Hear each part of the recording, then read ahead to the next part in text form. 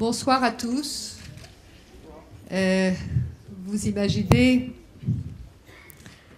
à la fois l'immense plaisir que j'ai à vous retrouver. Et comme beaucoup d'entre vous ont eu l'extrême gentillesse de participer à mon chagrin, l'accident tragique de mon mari, je voudrais tous vous remercier parce que ça m'a beaucoup touchée. Et que c'est vrai que la vie change, mais la vie continue aussi. Et j'en veux pour preuve que nous soyons ensemble ce soir. Et je tiens vraiment du fond du cœur à vous remercier infiniment. Alors on va avoir une très très belle année, puisqu'on a un cycle sublime qui s'appelle Empreinte et Mémoire, et que nous le faisons en partenariat avec l'Institut Lévinas de l'Alliance française en France. L'Institut Lévinas ? L'Alliance israélite universelle. Professeur Gérard Binavitch qui est à mes côtés, qui est le directeur académique de ce cycle. Et nous avons également comme partenaire privilégié l'Institut français et son conseiller culturel qui est Olivier Rubinstein. Et je dois vous dire que grâce à ces deux partenaires, c'est un cycle qui porte en lui infiniment de qualité et beaucoup d'amitié, ce qui rend les choses à la fois très agréables et très profondes, et dans une excellence de relations humaines que je vous souhaite à tous de partager avec nous. Je voudrais aujourd'hui saluer aussi un projet pionnier qui, pour la première fois, nous accueillons au NAC. Ce ne sont pas des étudiants encore, ce sont des jeunes Français qui sont venus passer quelques mois avec nous en Israël, sur ce campus, pour y faire connaissance à la fois d'Israël et retrouver et renforcer leur identité et leur fidélité à ce pays. Et nous en sommes à la fois extrêmement fiers et très heureux. Je voudrais les saluer, je voudrais saluer le groupe Massa. Levez-vous, les jeunes là-bas. Voilà.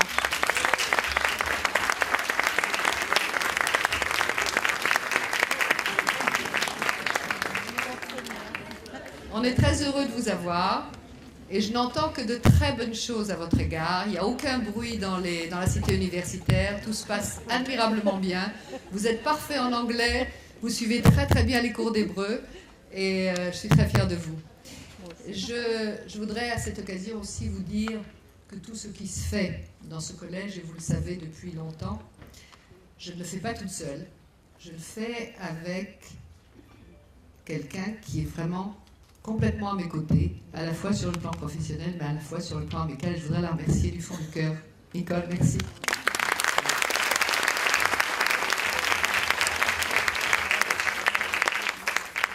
Je voudrais saluer nos amis, l'ambassadeur Yehuda Lankri qui est avec nous ce soir. Merci d'être là. Je voudrais saluer mes amis, Agnès, Eliane, Sipi, Sarah et les autres qui sont là à mes côtés, qui me soutiennent à la fois dans ma vie d'individu privé et à la fois dans ces immenses efforts que nous faisons pour vous tous, pour le collège. Et c'est important, parce que tout ça, ça ne se fait pas tout seul. Si on n'en a pas l'inspiration et le soutien collectif, je pense qu'on n'arriverait pas à cette qualité. Ce qui nous a intéressé de faire dans Empreinte et Mémoire cette année, c'est véritablement d'essayer de toucher au plus profond de l'identité de chacun d'entre nous pour comprendre comment finalement on arrive à construire une vie, une relation avec l'autre. Parce que je voudrais évoquer simplement en quelques phrases ma rencontre avec Gérard Garouste, qui est l'immense cadeau que nous faisons ce soir. On l'évoquait il y a je crois hier, parce qu'il est arrivé finalement. Nous nous sommes rencontrés chez LIP il y a quelques années. Et je ne sais pas si ça vous arrive, mais d'un seul coup, on rencontre quelqu'un, on le regarde dans les yeux, on voit son sourire, on voit la manière dont il capte le monde et l'humanité, et on se dit, voilà, il est rentré dans ma vie pour toujours, parce que ça n'est pas seulement un artiste d'un immense talent dont vous allez entendre la vie, le parcours tout à fait extraordinaire, exceptionnel, ce ne sont pas des mots qu'on emploie en général à juste titre, mais là, c'est vraiment le cas. Mais au-delà, c'est un homme d'une générosité extraordinaire qui partage avec nous les valeurs sociétales, éthiques, morales, qui consacre une très grande partie de sa vie avec Elisabeth, son épouse, que je salue ce soir, qui est là avec nous, à une fondation qui s'appelle La Source. Et La Source, c'est un travail d'artiste dont il est à la tête de cette fondation, mais qui s'occupe d'enfants en errance, d'enfants en échec scolaire, d'enfants avec des traumatismes, avec des problèmes assez douloureux. Et grâce à cette thérapie de groupe autour de l'art, eh bien, ils réapprennent à marcher dans la vie. Donc, je crois qu'un artiste qui a cette volonté et cette qualité humaine qui s'ouvre aux autres, qui n'est pas seulement dans tout ce qu'il est, c'est-à-dire un immense artiste avec une création reconnue et applaudie dans le monde entier, je crois que là, c'est vraiment quelque chose qui nous touche au plus profond de nous-mêmes. Alors, je voulais vous dire simplement que cette année, on va avoir un cycle formidable avec plein de conférenciers, que vous allez les connaître grâce au programme qui est entre vos mains. Ne les manquez pas. Nous aurons aussi pas mal de films, et puis une rencontre extraordinaire autour de la littérature juive en français pour la Journée mondiale de la francophonie. Et puis on aura des invités comme François Fillon qui vont nous parler de Gaulle à un moment ou à un autre. Vous aurez les dates au fur et à mesure. Et puis un grand événement que nous ferons à Nice également cette année. Alors tout ça, c'est pour le programme de cette année. J'espère que vous serez de plus en plus nombreux à venir. Vous êtes ici chez vous. Je vous souhaite une très bonne soirée, une très bonne année. Bonsoir. Monsieur le directeur académique du cycle Empreinte et Mémoire, le professeur Rabinovitch, à qui je demande à chaque fois d'être le plus clair possible pour qu'on puisse tous comprendre ce qu'il a à nous dire, il me promet de faire un effort. Alors j'espère que cette fois-ci, ce sera comme d'habitude. C'est une demande vaine, comme vous l'avez pu deviner, parce qu'il y a des choses qu'on est incapable de faire. Mais merci beaucoup, Claude. Merci vraiment. Je voudrais d'abord saluer Olivier Rubinstein, qui est un ami de longue date et qui est quand même le conseiller culturel de l'ambassade de France. Je profite de l'occasion pour saluer aussi Yehuda Lancry. Bon, c'est un plaisir de le retrouver ici alors que nous nous croisions à Paris quand il était ambassadeur. Je voudrais remercier encore une fois Claude, qui est la présidente du campus, et puis Nicole Fary, qui a été évoquée, sans laquelle rien en effet ne se réaliserait. Voilà donc 3 années déjà que nous nous sommes rencontrés et avons posé des pierres, une à une, de manifestations culturelles, savantes et académiques entre l'Institut européen Emmanuel Lévinas, qui a été voulu par le président de l'Alliance israélite universelle, Mark Eisenberg, et puis le Netanya Academic College.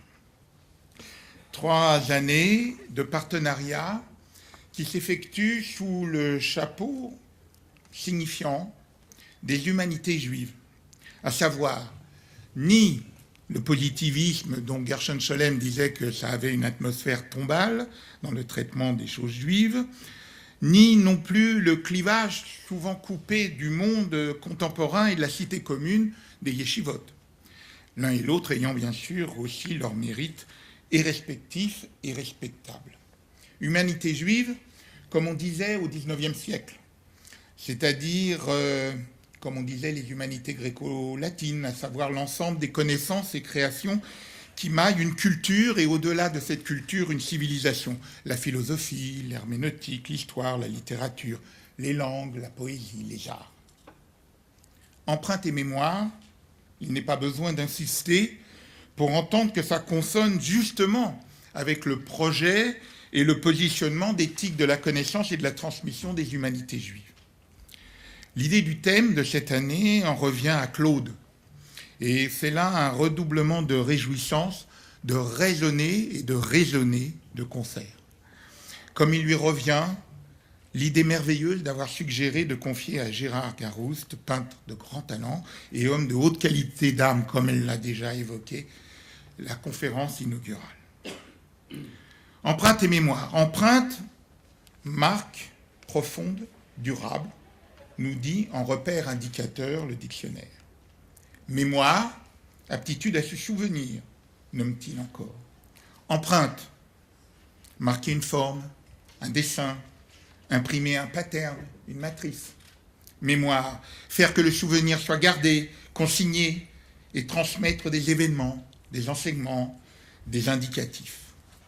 Empreinte, ça consonne avec l'âme, la neshama, la vie de l'âme. Mémoire, ça consonne avec la connaissance, avec le travail de la pensée, de la rationalité, de l'enseignement et de la transmission. Soit une autre façon que celle de la neutralité axiale qui était chère aux géants qui était le sociologue Max Weber, et malheureusement ses illusions artificielles, qui n'étaient pas des paradis. Empreinte et mémoire appellent les unes et les autres par principe une pluralité de savoirs, déjà à minima, une diversité de disciplines. C'est ce que le programme de ce cycle d'études propose, sans accéder bien sûr à l'exhaustivité, bien loin de là. Il y aurait de quoi lui accorder plusieurs années, Claude, de nombreuses conférences, pour ne serait-ce qu'en approcher le rivage. En Europe aujourd'hui, on aime bien les juifs morts. Les États se réveillent et se recueillent chaque année au souvenir de la Shoah. Les programmes et les livres scolaires en France n'escamotent pas cette honte et ce désastre européen dont le philosophe Karl Jasper disait, au sortir de la Seconde Guerre mondiale, que si elles s'étaient produites en Allemagne et par elles étaient la réalisation d'une crise européenne, à la fois crise spirituelle et de la foi. Mais il semble que bien souvent aujourd'hui aussi, on y apprécie moins les juifs vivants. Ou plus exactement, peut-être on y apprécie moins qu'ils vivent encore comme tels. J'ai bien dit les juifs, pas seulement la fraction des juifs, bientôt la moitié du nombre total des populations juives du monde qui ont choisi un destin national en terre d'Israël. Les attaques qui se répètent et épidémisent d'une région à l'autre de l'Europe contre l'abattage rituel, et pire encore contre la circoncision, sous le pathos d'une hubris d'émancipation bénète et fanatique qui perd toute mesure et toute signification dès lors, font signal d'une haine aussi rance que renouvelée, qui fraye en ruse son chemin sous l'abri rhétorique d'un bouclier compassionnel. Empreinte et mémoire, en liant les attributs de l'âme, la neshama, et ceux de la connaissance, qui n'oublient pas, s'enlacent pour affirmer et avérer rien d'autre qu'une présence, et par déclinaison, un futur. Présence d'une continuité, présence d'une contribution aux richesses des peuples de la Terre, au concert de leur polyphonie sapientielle, au chant canon des sagesses les meilleures qu'ils peuvent chacun féconder. Israël Chag. Merci.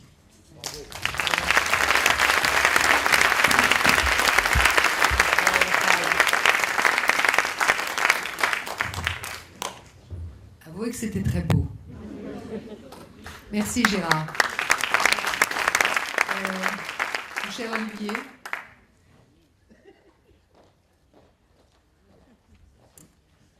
Bonsoir, je serai bref.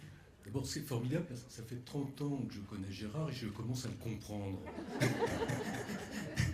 Donc, je ne sais pas si c'est grâce à toi, Claude, mais c'est tout à fait formidable. D'abord, je vous adresse le plus cordial salut de la part de notre nouvel ambassadeur Patrick Maisonnave, qui malheureusement ne peut pas être là ce soir, mais que vous aurez l'occasion de rencontrer très, très prochainement. Je suis pour ma part ravi d'être ici avec vous ce soir, d'accompagner le travail de Claude et du collège académique. Ravi de rencontrer à cette occasion Gérard Garouste. Je me garderai bien de parler de sa peinture, surtout devant une assemblée telle que celle-ci. Je vous dirai simplement un mot sur ses écrits, parce que vous savez sans doute, j'ai eu une longue carrière dans l'édition. J'ai beaucoup lu, je lis encore beaucoup.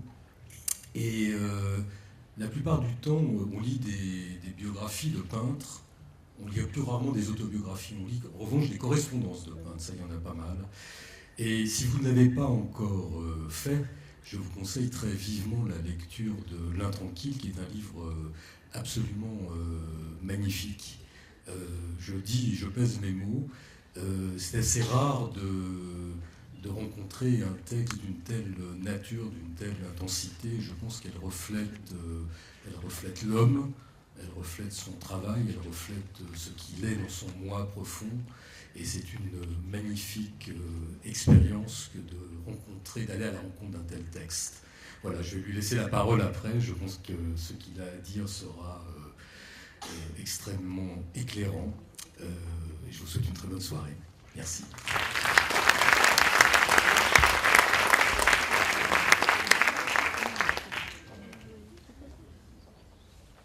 Cher Gérard, c'est à toi. Je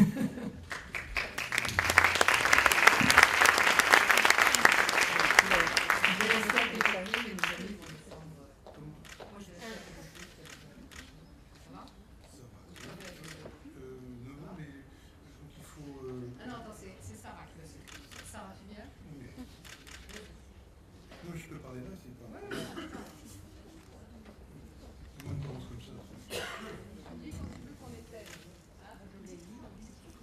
On est à maintenant. Ouais, mais allez vous asseoir. Ouais, d'accord. Non, c'est bien. Slicha, אני מצטער עברית, אבל זה לא נורא. Vous êtes français.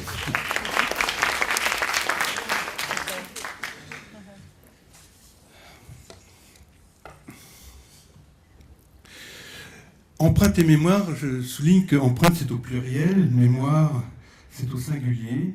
C'est vrai, ce qu'a dit Gérard tout à l'heure sur le fait que mémoire, il y a plusieurs formes d'empreinte.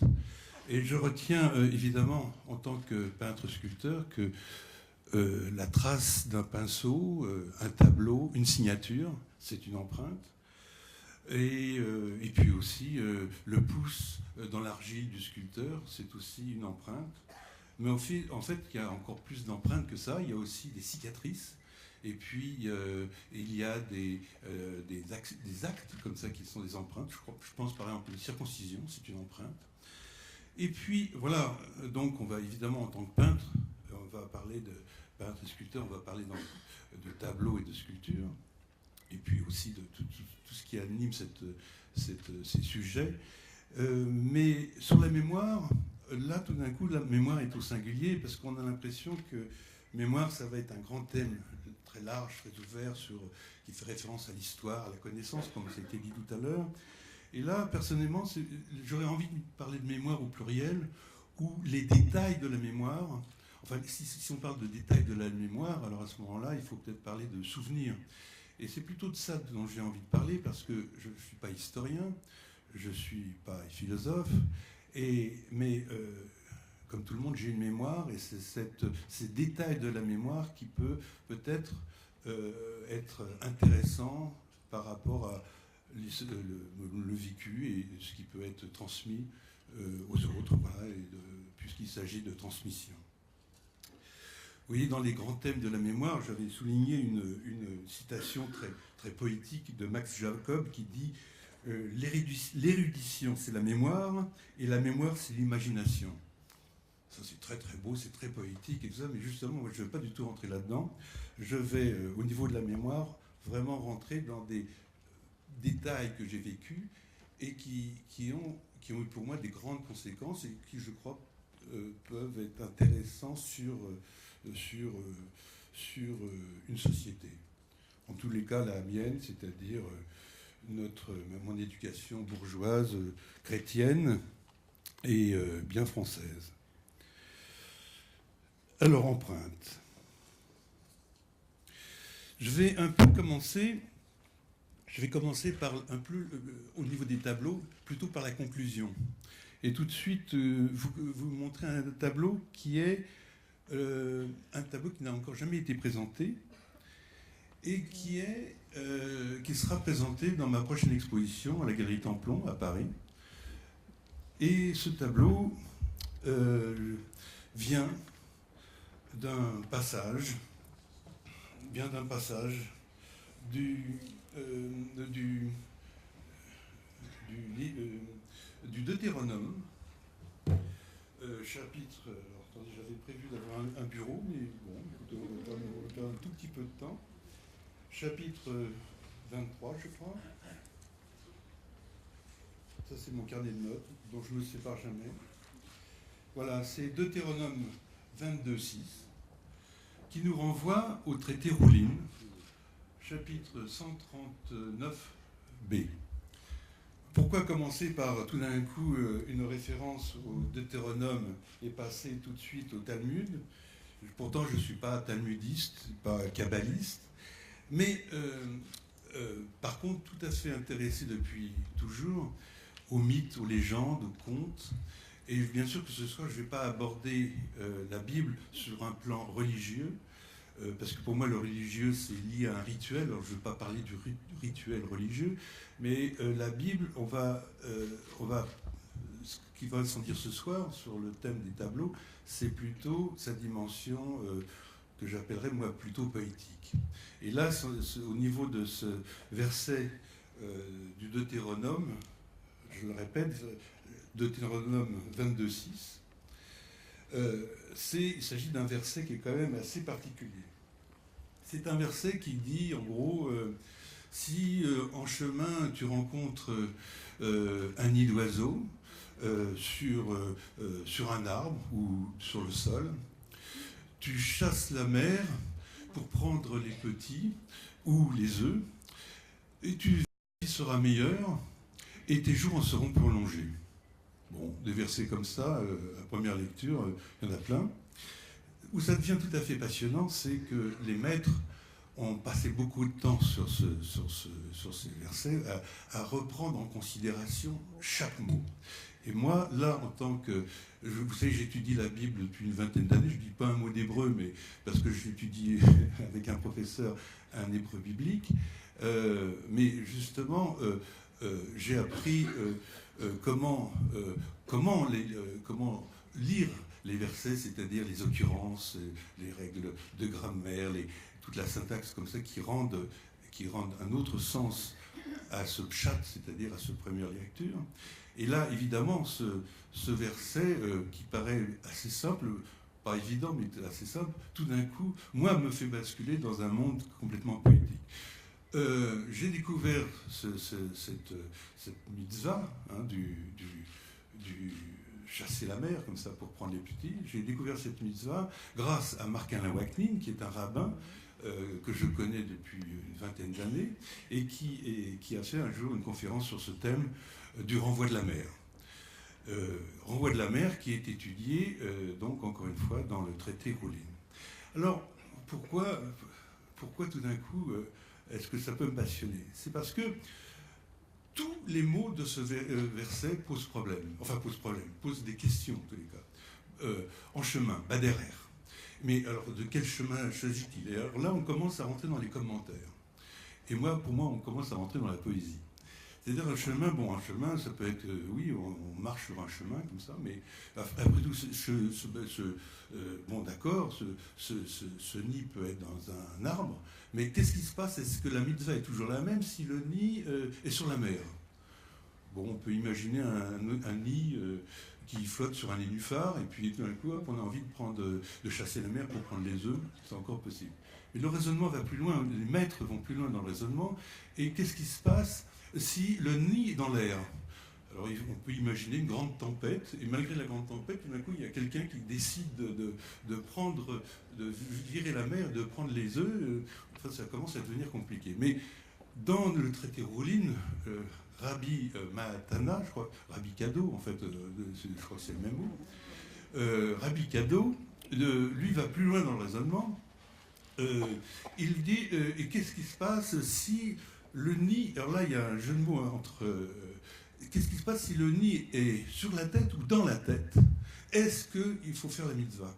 Alors ça, vraiment, moi, en tant que peintre, en tant que ce que vous voulez, j'adore l'idée qu'on fasse un raisonnement d'une grande finesse à partir de supposer qu'un nid d'oiseau soit dans la tête, qu'il faut chasser la mer, et est-ce que... Alors la réponse de Rabbi Mahatana est très simple, c'est que comme l'homme, Adama, c'est de l'ordre de la terre, oui, il faut faire la mitzvah. Bon, très bien, c'est tout à fait étonnant. Donc l'idée est de peindre Marc-Alain Waknin, là, avec un nid d'oiseau sur la tête, avec un oiseau d'ailleurs qui existe c'est un oiseau du paradis. Et voilà comment, avec ces gestes des talmudistes, et maintenant, tout d'un coup, pourquoi j'ai commencé par ce tableau-là, et pourquoi tout d'un coup je suis un amoureux du Talmud et de la Kabbale sans être kabbaliste, mais vous savez, on peut être amoureux de la musique, on peut adorer Mozart sans être musicien. Eh bien, on peut être comme ça avec le Talmud, c'est-à-dire, il y a des extraits du Talmud,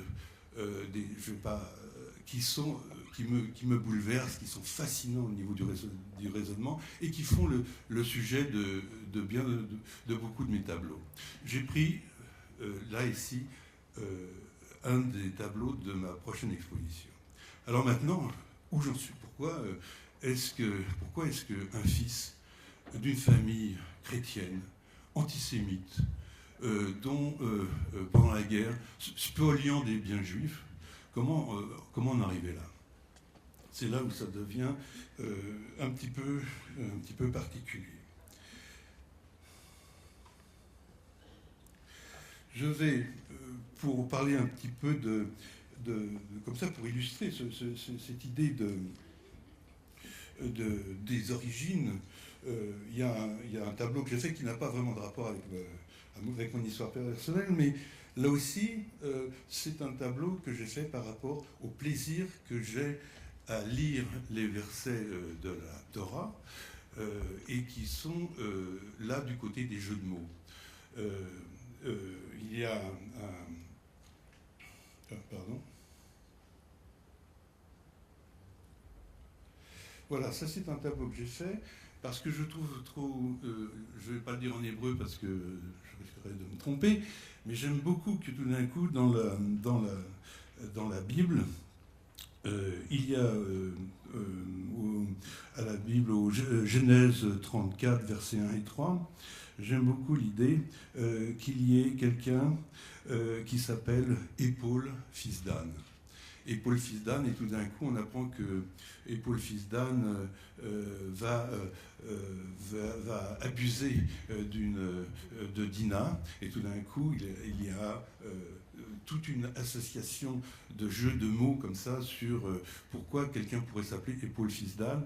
Et quand on sait la racine du mot Anne, Hamor, par rapport à d'autres versets, tout reprend du sens.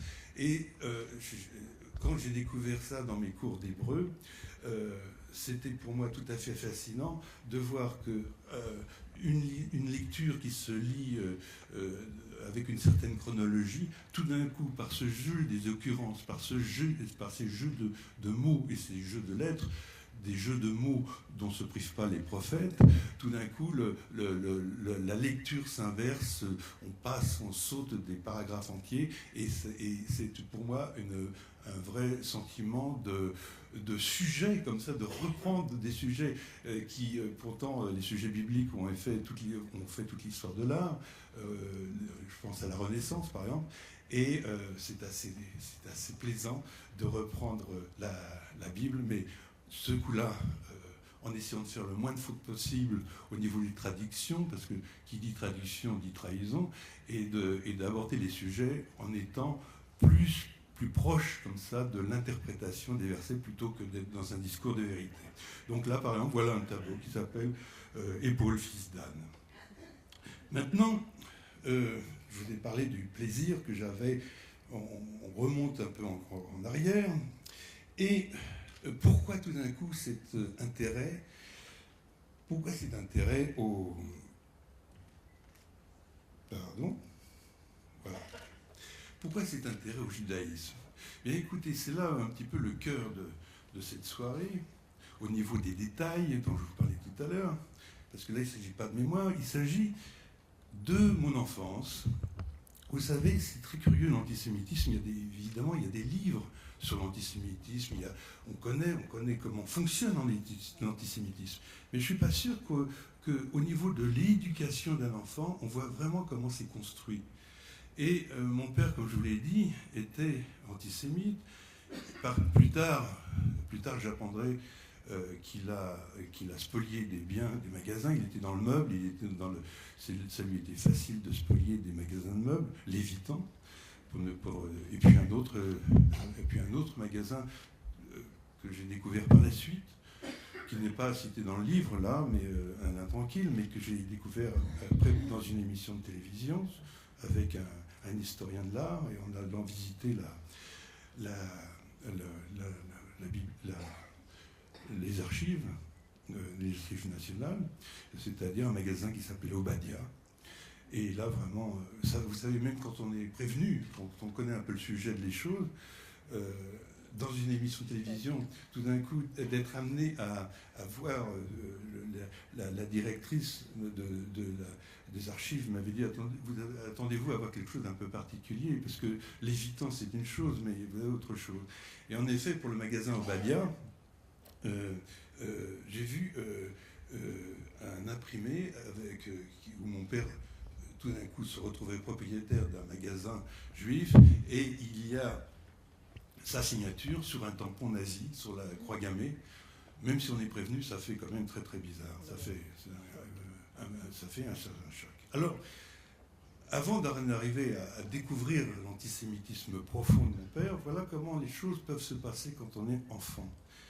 C'est-à-dire que dès tout petit, dès le moment où on peut comprendre un peu les choses, l'idée c'est par des petits mots, des petites informations, de faire passer des petits messages comme ça. Alors je vous en donne que 2, il y en a plein, mais je vais vous donner 2 qui ont été très conséquents pour moi. Le premier, c'est en hiver, comme ça, j'étais quasiment à la maternelle ou en cours préparatoire, et mon père m'accompagnait à l'école en voiture. Il faisait nuit, c'était en hiver, il faisait nuit, et dans le parcours, on passait devant une boulangerie.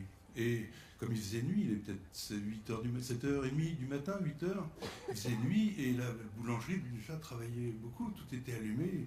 Et je dis à mon père, ah bon, si tôt que ça, là, cette boulangerie est ouverte? Et mon père me dit, bah oui, mais tu sais, les boulangers, il faut qu'ils travaillent toute la nuit, parce que pour vendre le pain le matin, il faut qu'ils travaillent toute la nuit. Et il rajoute là-dessus, mais tu verras jamais un juif boulanger. Je lui dis, mais pourquoi il n'y aurait pas de juif boulanger? Il me dit, mais parce que c'est trop de travail, et jamais les juifs feraient ce genre de travail. Et alors, ce qui est assez amusant, ce qui est assez frappant pour moi, c'est que je me souviens précisément, j'étais tout petit, j'étais à l'âge où on ne discute pas avec ses parents. Je me souviens précisément, je sais où est cette boulangerie, je sais à quel moment ça s'est passé, je revois la scène, c'est complètement gravé dans ma mémoire pour le coup. Et je me dis, mais comment se fait-il que si petit, je me souvienne précisément de cette histoire? Moi, je crois plusieurs choses sur cette anecdote, je crois. La première anecdote, c'est que mon père était en train de me dire, bah, tu verras jamais un juif travailler toute la nuit pour vendre du pain le matin. Dans ma tête, j'ai dû me dire, bah merde, c'est pas si con d'être juif, parce que quand même, c'est quand même mieux de dormir que de s'ennuyer à travailler toute la nuit. Mais je sais pas, c'est là, je l'ai dit, c'est pas l'âge où on discute avec ses parents. Et en même temps, une autre partie, à mon avis, du raisonnement, c'est qu'il y avait quand même une contradiction avec l'image qu'un enfant se fait de son père. C'est-à-dire, pour un enfant, surtout que mon père, entre parenthèses, était quelqu'un de violent, quelqu'un avec lequel il était impossible de parler. C'était en tous les cas quelqu'un était vraiment violent. Donc il a souvent humilié ma mère, il faisait peur, il faisait très peur physiquement, il n'était pas spécialement baraqué, mais il faisait peur. Et donc il donnait une image de force, comme ça pour un petit enfant, une image de force. Mais je crois que ça ne collait pas, cette image de force, avec ce raisonnement-là. Évidemment que c'est le raisonnement de quelqu'un de complexé, et je crois que même si on est tout petit, il y a quelque chose qui ne fonctionne pas. C'est pas possible que quelqu'un de fort ait un raisonnement jaloux, de mépris, comme ça ne va pas dans la tête d'un enfant. Même si un enfant ne sait pas l'exprimer, je crois qu'il y a quelque chose qui est déjà un grain de sable qui s'établit dans le raisonnement. Première petite histoire. Une autre qui est plus sérieuse et qui a eu plus de conséquences dans ma psychologie d'enfant. Un peu plus tard, une partie de mon enfance où j'étais en Bourgogne, justement pour m'éloigner de mes parents, pour le côté violent de mon père, où je me suis retrouvé par bonheur dans une famille de Bourgogne que j'aimais beaucoup. Mais après la Bourgogne, je me suis retrouvé en pension. Une pension où mon père un peu voulait se rattraper de la Bourgogne, où c'était pas terrible comme éducation, j'étais dans l'école communale, et dans cette école, c'était une école bien au-dessus des moyens de mes parents, et une pension très chic, tout ça, c'était bien. Et dans cette pension, tout d'un coup, les premiers temps, je me fais un ami, je dis à mon père, tu sais, je me suis fait un copain, je l'aime beaucoup, il s'appelle Francis Charon.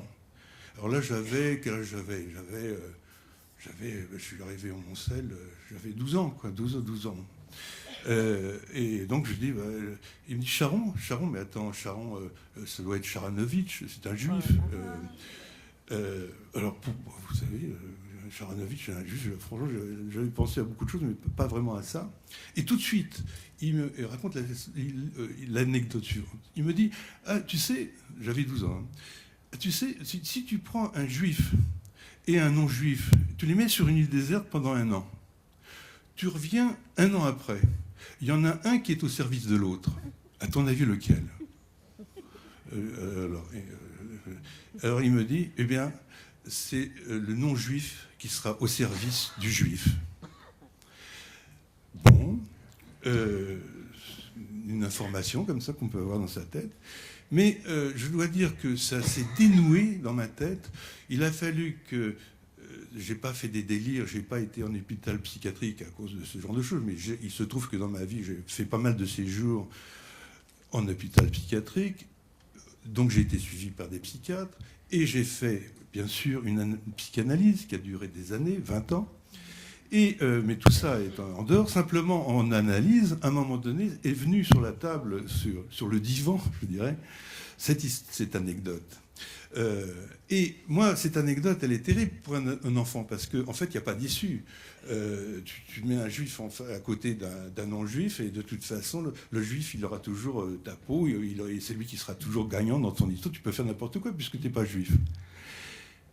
Et il a suffi que mon analyste, qui n'était pas juif, entre parenthèses, mais elle écoute ça, elle écoute mon histoire, celle que je viens de vous raconter, et elle me dit, bon, en somme, chez les Garoustes, vous êtes cons de père en fils. C'est marrant parce que j'avais besoin d'entendre ça. Au moment même où elle m'a dit ça, j'ai compris beaucoup de choses. Elle me libérait, en fait. Oui, tout d'un coup, c'est vrai, chez les Garoustes, on est cons de père en fils. Donc, l'issue... Alors, est-ce que c'est un hasard si ma femme est juive et que mes enfants soient juifs par leur mère? Moi, ce que je sais, c'est que j'ai épousé ma femme par amour. Maintenant, est-ce qu'inconsciemment, je réglais un problème avec mon père? Est-ce que je tuais mon père? Je sais pas. J'ai épousé une femme qui est juive et qui est là dans la salle et elle qui m'a apporté beaucoup de choses. Entre parenthèses, elle m'a apporté beaucoup de choses parce que justement, alors évidemment, quand un jour j'ai une petite amie qui est juive, non, je n'ai pas dit ça.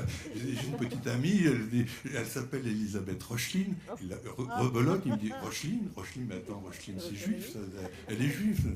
Ah bon? Et il m'a dit plus tard, quand je lui ai dit, on est resté amoureux comme ça, fiancés 7 ans, et puis au bout de 7 ans, on a décidé de se marier, civilement, parce que vous verrez la confusion de l'histoire, et civilement on s'est marié au bout de 7 ans, et je lui ai dit, je vais me marier avec Elisabeth. Il m'a dit, j'ai rien contre. Tu sais, c'est bien que tu rentres dans le clan des Juifs. Comme ça, tu verras, ils te faciliteront les choses dans la vie, etc. Tout avait du sens. Je vous dis, mon père avait un magasin de meubles et il me disait, tu sais pourquoi il y a beaucoup de Juifs qui viennent dans notre magasin acheter des meubles? Parce que quand ils viennent chez nous, ils savent qu'ils peuvent nous rouler. Ils n'iront pas chez d'autres Juifs. Ben ça, c'est toute mon éducation. Donc il y a de quoi se poser des questions. On reviendra sur comment les choses ont évolué, mais à un moment donné, quand justement en pension, quand j'étais en pension, j'ai fait toutes mes études en pension. J'avais un copain qui est devenu artiste d'ailleurs par la suite. Il s'appelait Alain Lessel. Et son nom d'artiste, c'est Kirili. Et un jour, jeune comme ça, franchement, je lui ai dit, mais c'est quoi un juif? Je voulais savoir ce que c'était un juif, finalement. Et le temps passe, on reviendra sur l'étude des peintures comme la Divine Comédie et autres. Mais ce que je sais, c'est que, vous savez, quand on est confronté à ce genre de famille, antisémite, avec ce genre de propos, on se pose des questions, évidemment, on se pose des questions. Alors il y a 2 manières de répondre à ces questions. Soit vous mettez le costume de la famille, c'est-à-dire, bah oui, c'est comme ça, donc on ne se pose pas trop de questions, finalement, on prend le costume. Ou alors quand on commence à se poser des questions, alors là, on n'est pas sorti de questionnement en questionnement, et on découvre évidemment, une injustice terrible, et à commencer par une enquête, presque une enquête qui est plus ou moins inconsciente, je dirais, mais ma passion pour les mythes, les légendes, les contes de fées et autres, et ma passion, ma quête au niveau du texte biblique, fait qu'à un moment donné, c'est passé par... il fallait aller plus loin, c'est-à-dire passer par la langue, et donc j'ai pris des cours avec... recommandé par un rabbin qui s'appelait Philippe Haddad, dont je suivais les conférences. Et un jour, j'ai dit à Philippe Haddad, écoutez, vos conférences, elles sont très... pour moi, c'est non, mais toutes les références que vous faites en hébreu, j'y comprends rien, je suis obligé d'avaler ça comme ça, il faut que je passe par la langue, il faut que j'apprenne la langue. Il m'a dit, écoutez, alors allez voir Yaakov à Haroche, et vous aurez un très bon professeur. Alors, j'ai suivi des cours d'hébreu biblique avec Yaakov Haroche. Je croyais apprendre une langue, et en fait, j'ai appris une philosophie. C'est-à-dire que vraiment, quand on est dans la Bible, quand on est dans le texte biblique, c'est pas des mots qu'on apprend, c'est pas un vocabulaire. D'ailleurs, c'est tellement vrai que très rapidement, mon professeur avait dit là, il n'y a pas besoin d'un dictionnaire hébreu-français, français-hébreu pour lire la Torah. La Torah fonctionne comme son propre dictionnaire. Il y a un mot que tu ne comprends pas, eh bien tu vois toutes les occurrences où il est employé, sans compter qu'il y a parfois des mots qui ne sont employés qu'une seule fois, des apax, comme Bereshit, le premier mot, par exemple, qui n'est pas employé d'autres fois. Mais sinon, pour comprendre le sens d'un mot, si on prend la parole, par exemple, c'est assez étrange tout d'un coup de voir que parole, d'Aber, Devarim, le désert, Midbar, Déborah, l'abeille, tout ça c'est la même racine, et ces mots qui n'ont rien à voir les uns avec les autres, abeille, désert et parole, tout d'un coup tout se lie et s'interprète, et je suis rentré évidemment dans tout d'un coup une étude qui est devenue de plus en plus passionnante. Mais en même temps, alors je suis obligé de résumer un maximum, j'ai 60 ans, donc il ne faut pas trop que je m'y tente sur l'aventure, parce que c'est quand même un peu long, mais simplement, par moments, c'était des moments de jouissance, du texte tout simplement, d'une curiosité qui était fascinante, et par moments, j'ai vécu des moments de révolte. C'est-à-dire que tout d'un coup, ma culture chrétienne ressortait, j'ai fait mon catéchisme, j'ai fait ma première communion, et je tombais sur des choses mais totalement inacceptables au niveau des traditions. Je crois que je vais revenir sur un tableau. Est-ce que non, je n'en ai pas fait. Alors, puisqu'il n'est pas dans la série, je vais vous en dire deux mots. J'ai fait un tableau j'ai repris le thème du polyptyque d'Isenheim de Grunewald, qui est un chef-d'œuvre de la Renaissance, et simplement, dans le premier volet de ce polyptyque, il y a évidemment l'Annonciation. Il a eu deux choses assez rares dans ce premier volet, c'est que pour comprendre l'Annonciation de l'archange Gabriel avec la Vierge, le livre de Matthieu est ouvert, et il dit en latin, et comme le dit le prophète, sous-entendu Isaïe, d'une vierge naîtra un fils, Emmanuel. D'une vierge naîtra un fils, Emmanuel. Vous connaissez bien toute cette histoire. Isaïe, chapitre 7, verset 14. Or, quand on fait un peu d'hébreu, Isaïe n'a jamais dit ça. Il n'a jamais parlé d'une Bétoula, il a parlé d'une Alma. Alma, c'est la racine, c'est Aïn Lamed même. Il y a le mot, la nuit secret dans cette racine, ce qui veut dire qu'une Alma est une jeune fille qui est un peu au secret. Généralement, on peut penser que ça peut être un père qui est mis au secret sa fille pour la marier. Alors évidemment, dans sa tête de père, la fille, elle est vierge. Mais enfin, rien ne dit que la nuit, il y a un petit coquin qui passe et qui tous les soirs se envoie en l'air avec le petit coquin.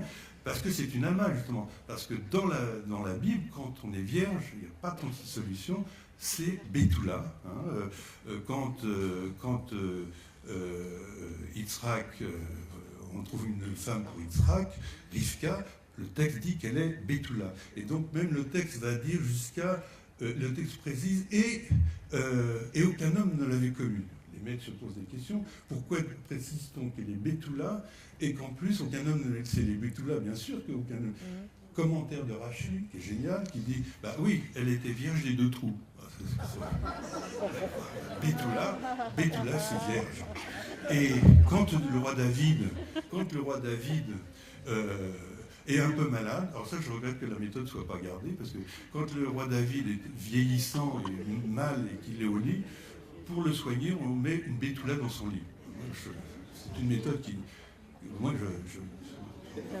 je serais tout à fait pour revenir à cette méthode. Mais c'est une Betula. C'est une Betula, c'est pas une Alma. Bon, et alors, là, je rigole un peu maintenant, parce qu'il y a un peu de distance, mais à une époque, dans les cours de Yakov, étant donné que c'est toute mon éducation qui m'arrivait en pleine tronche, en pleine figure, j'ai été vraiment révolté. Et j'ai fait des tableaux comme celui-ci, qui s'appelle Les libraires aveugles. Pourquoi les libraires aveugles? Parce que c'est un livre sur le commentaire du psaume 56, le psaume de David, psaume 56, commentaire de Saint-Augustin. J'aurais pu prendre n'importe quel psaume, mais il fallait bien que j'en prenne un pour faire un tableau. Ce tableau, d'ailleurs, vient d'être exposé en France à la Fondation MACT, et le thème est le suivant. C'est le commentaire de Saint-Augustin dit la chose. Alors, dans le tableau, vous remarquerez que, enfin là, on ne peut pas le lire, mais j'ai pris grand soin de respecter complètement l'esprit de Saint-Augustin, c'est-à-dire des libraires aveugles. Les libraires, il faut l'entendre, éditeurs, quoi. C'est qui éditent des textes, c'est-à-dire que les juifs sont des éditeurs, ils éditent la Bible. Et j'ai pris grand soin d'écrire dans le livre, là où on voit écrit commentaire psaume 56, et le texte de Saint-Augustin. C'est-à-dire que le tableau, c'est un très très grand tableau, et si on s'approche, à la limite, on peut lire le texte, si on a envie, si la curiosité invite. Et le texte, à un moment donné, dit « Voyez comme ils sont dans l'opprobre, les voilà dispersés au milieu de toutes les nations, ces malheureux juifs pour porter nos livres saints à leur propre confusion. » Donc ils sont dans l'opprobre, ils ne comprennent rien aux Écritures, etc. Moi, ce qui me choque, c'est pas de croire ou de ne pas croire en Dieu. Ce qui me choque, c'est quel dommage que les chrétiens dont j'étais ne relisent pas leurs textes, ne relisent pas les pères de l'Église, parce que tout d'un coup, il y a de quoi se poser des questions sur ce texte. Sur les textes, Saint-Augustin a écrit des textes très intelligents sur le temps, par exemple. D'ailleurs, à l'époque où je le connaissais mal, j'ai fait un livre dans le livre 10 de Saint-Augustin, c'est très intelligent. Mais quand il commence à parler du judaïsme, c'est une catastrophe. D'ailleurs, il ne parlait pas hébreu, etc., etc. Et donc, ça, c'est des périodes où j'étais choqué. Tellement choqué, je dois vous dire que quand j'étais invité dans les écoles des Beaux-Arts ou même à la Sorbonne à faire une conférence sur la peinture, volontairement, moi, à un moment donné, je pétais les plombs, j'étais définitivement hors sujet et je faisais un commentaire sur Isenheim, sur Grunewald qui... Ah oui, parce que ce que je ne vous ai pas dit sur Grunewald, c'est que donc en bas, il y a le livre de Matthieu avec... la référence d'Isaïe, mais ce qui est extraordinaire, c'est que ça, c'est très très rare, c'est que dans la partie haute, il y a Isaïe. Ah bon, il y a Isaïe avec son livre ouvert lui aussi. Alors là, on se dit, tiens, ben, on va pouvoir voir s'il s'agit d'une Betula comme d'une Virgo, puisque, pourquoi Virgo? Parce que quand ça a été traduit par la Septante, ça a été traduit, comme il n'y avait pas ce mot, cette nuance entre Alma et Betula, alors on crée que ça a donné Parthénos, parce que mais Parthénos c'est vraiment une vierge. Et de Parthénos, quand dans la Vulgate on l'a traduit en latin, eh bien cette Parthénos, c'est devenu Virgo. Alors ce qui est extraordinaire, c'est que de Virgo, on a envie de voir ce qu'a dit ce fameux Isaïe, puisqu'il est peint dans le tableau.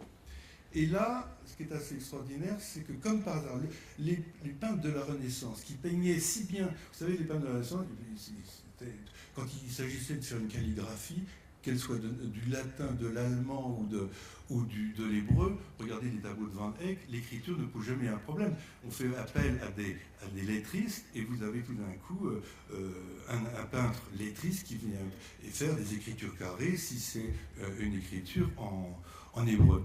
Seulement, comme par hasard, là, je sais pas, est-ce que c'est tout d'un coup Grunewald qui a eu une prise de conscience? Est-ce que l'Église lui a dit, écoute, non, là, il faut que tu trouves une astuce, mais tu ne peux pas écrire le texte d'Isaïe. Mais en tous les cas, comme par hasard, au moment où Isaïe a son livre ouvert, là, tout d'un coup, c'est des spaghettis, c'est des vers de terre, c'est n'importe quoi, des zizi, tout sauf de l'écriture hébraïque, qu'on pourrait l'attendre, et qui nous permettrait de comparer les choses.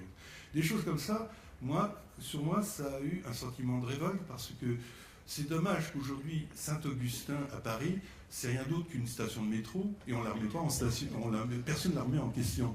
Vous savez, quand il y a des grands méchants, par exemple, on a bien compris qu'Hitler était un grand méchant, on a bien compris que Staline était un grand méchant, mais ils sont rayés de l'histoire. Ils ont dit des conneries, on les oublie, il n'y a pas de place à Staline.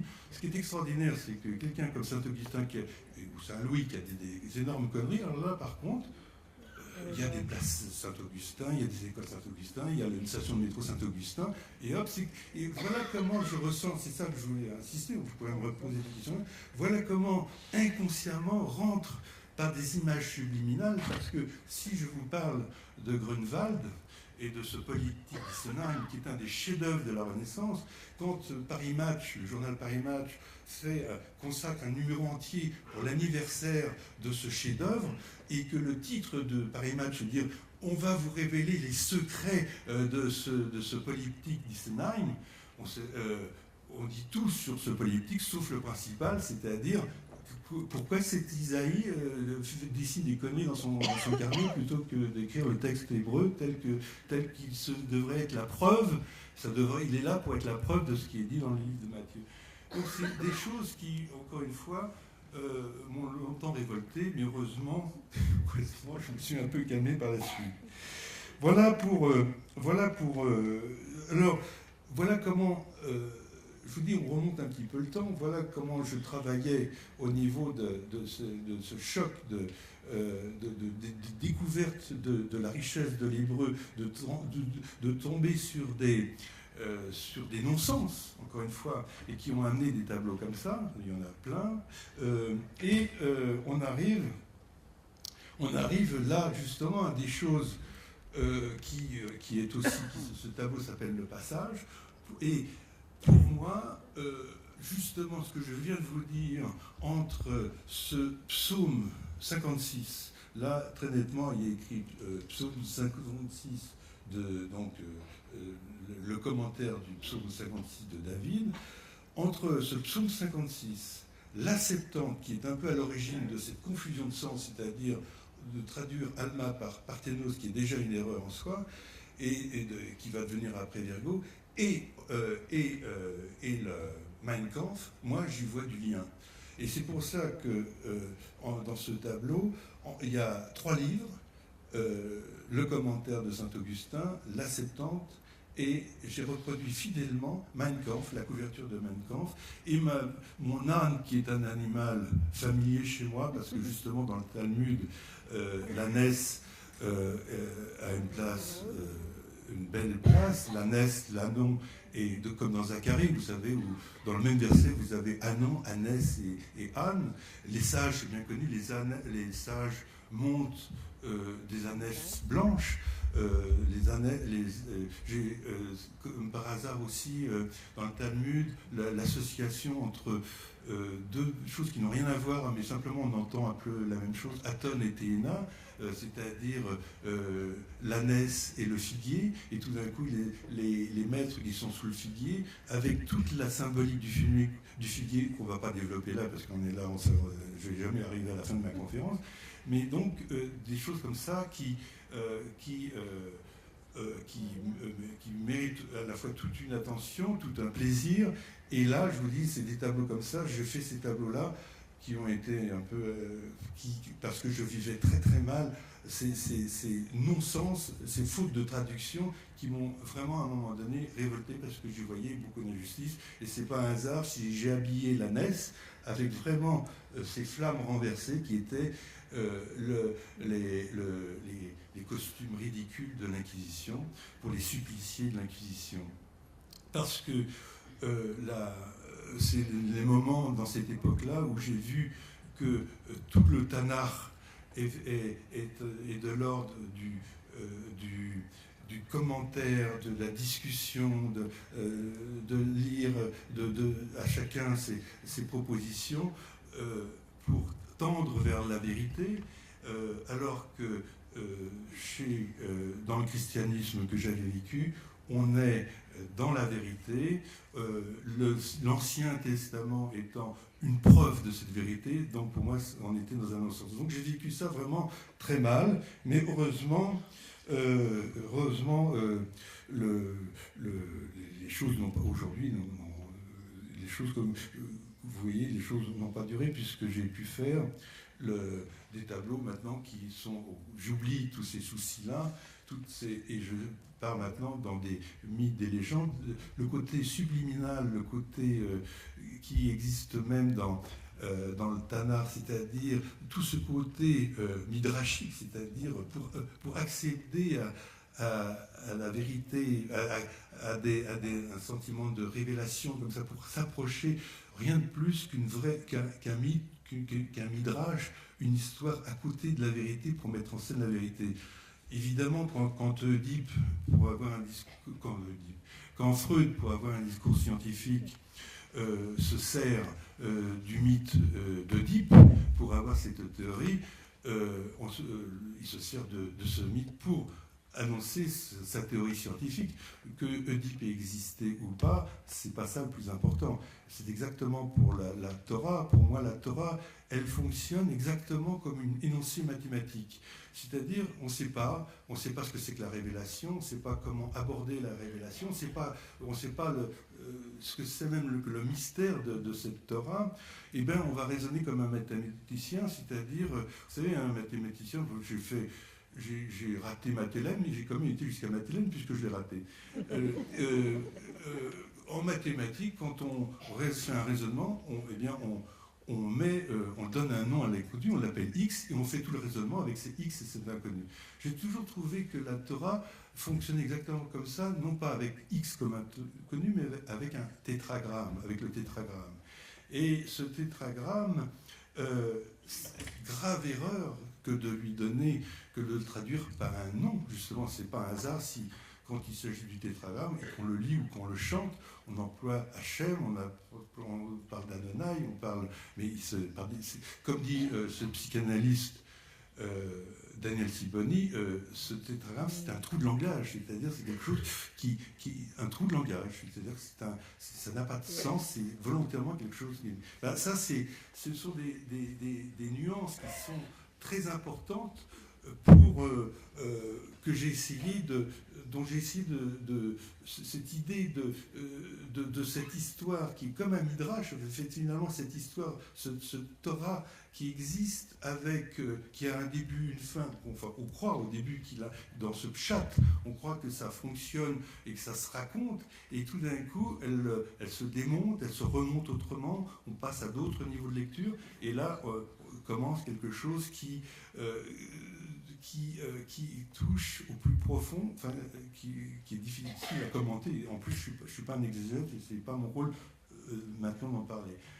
En dehors de tout ça, dans cette période où j'ai mal vécu avec mes parents, surtout mon père, comme je vous l'ai dit, parce que c'était quelqu'un de violent, heureusement, on me mettait à l'écart en Bourgogne, et je suis un oncle et une tante, et une tante dont la famille disait que cette tante était folle. Pourquoi on disait qu'elle avait eu la méningite quand elle était jeune. C'est vrai qu'elle était très originale, mais elle était tout à fait normale. Elle adorait les enfants. Et dans cette Bourgogne, vous savez, il y avait plus d'enfants de l'assistance publique que d'enfants des familles de paysans. Et ma tante avait un enfant de l'assistance publique en permanence, plus des enfants en période de vacances. On était 8, moi qui étais fils unique, on se retrouvait. Et elle était extraordinaire, elle se mettait au même niveau que nous, les enfants, quand on avait vu. C'est-à-dire que quand on se chamaillait à table, elle était au même niveau de conversation que nous, et vraiment, si on l'ennuyait trop, elle faisait son baluchon et elle allait dormir sur la montagne. Donc c'était assez, pour nous, et on se retrouvait seul à table, et c'était, ça y est, on l'avait encore énervé, elle allait dormir seule dans la montagne, dans les prés, enfin vraiment, c'était très. C'est pas un hasard si j'adore les contes. Parce que les contes de fées, parce que la Bourgogne, il y a des forêts qui font peur, il y a des choses bizarres. Et mon oncle Cassotti, que j'ai parlé, c'est un Italien, Severino Cassotti. Son père il est venu avec son père parce qu'ils étaient très pauvres. Sa mère était morte de l'appendicite dans la forêt. Et Severino Cassotti, lui, il était bûcheron, tailleur de pierre, maçon et coiffeur. Tout ça. Et surtout pour moi, ce qui est extraordinaire, alors c'était la honte du village, il faisait rigoler tout le monde, c'était un grand alcoolique, il était souvent ivre, pour le bonheur des enfants de voir un homme complètement ivre-mort, comme ça, et il prenait des grandes cuites mémorables, mais il était, et il avait ce côté art brut. On n'a jamais prononcé le mot d'art brut avec lui, il ne savait pas ce que c'était qu'un artiste, enfin, mais il avait un vrai tempérament de création. Par exemple, il gravait un lézard sur un mur avec son canif, mais j'étais son seul spectateur, et je le regardais graver comme ça, comme un haut-relief sur son lézard, et puis quand il avait fini le travail de la journée, on recouvrait le mur du lierre, comme ça personne, j'étais le seul témoin à voir ce truc. Et quand plus tard, je me suis retrouvé, un autre détail qui est très important,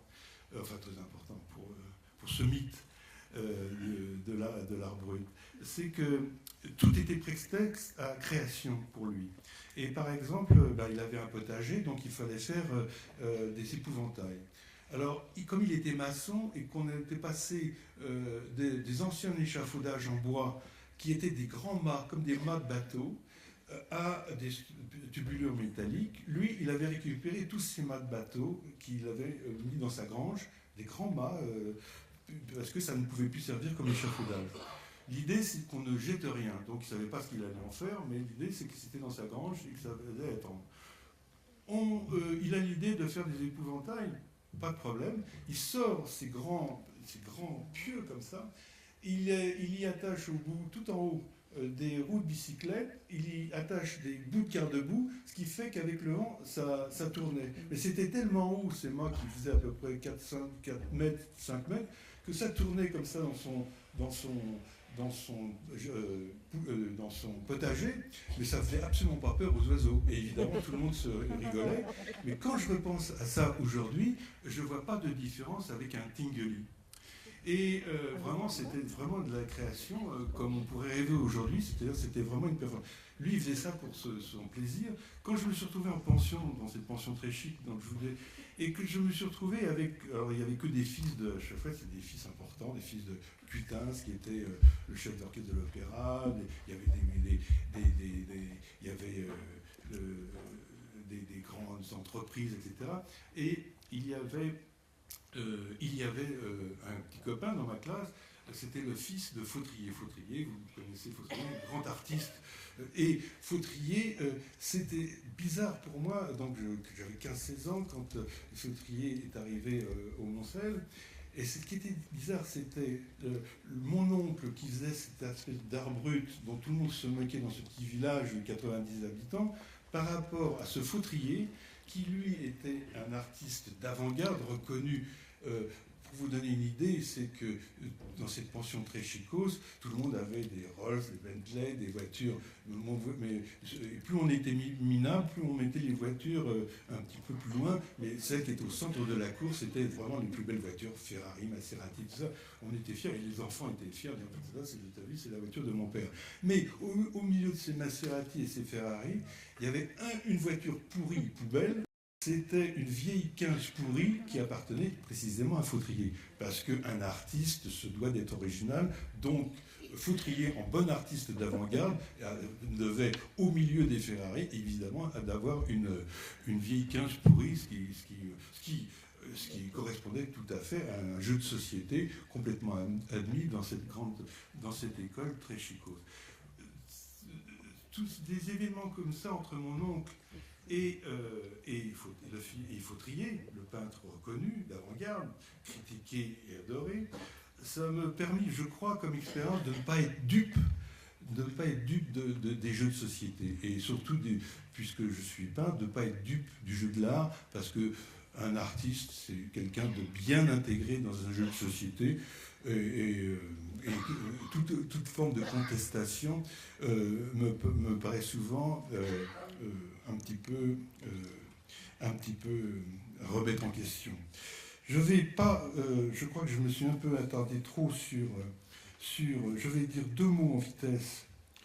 Alors, on va passer. Je vais dire 2 mots en vitesse sur.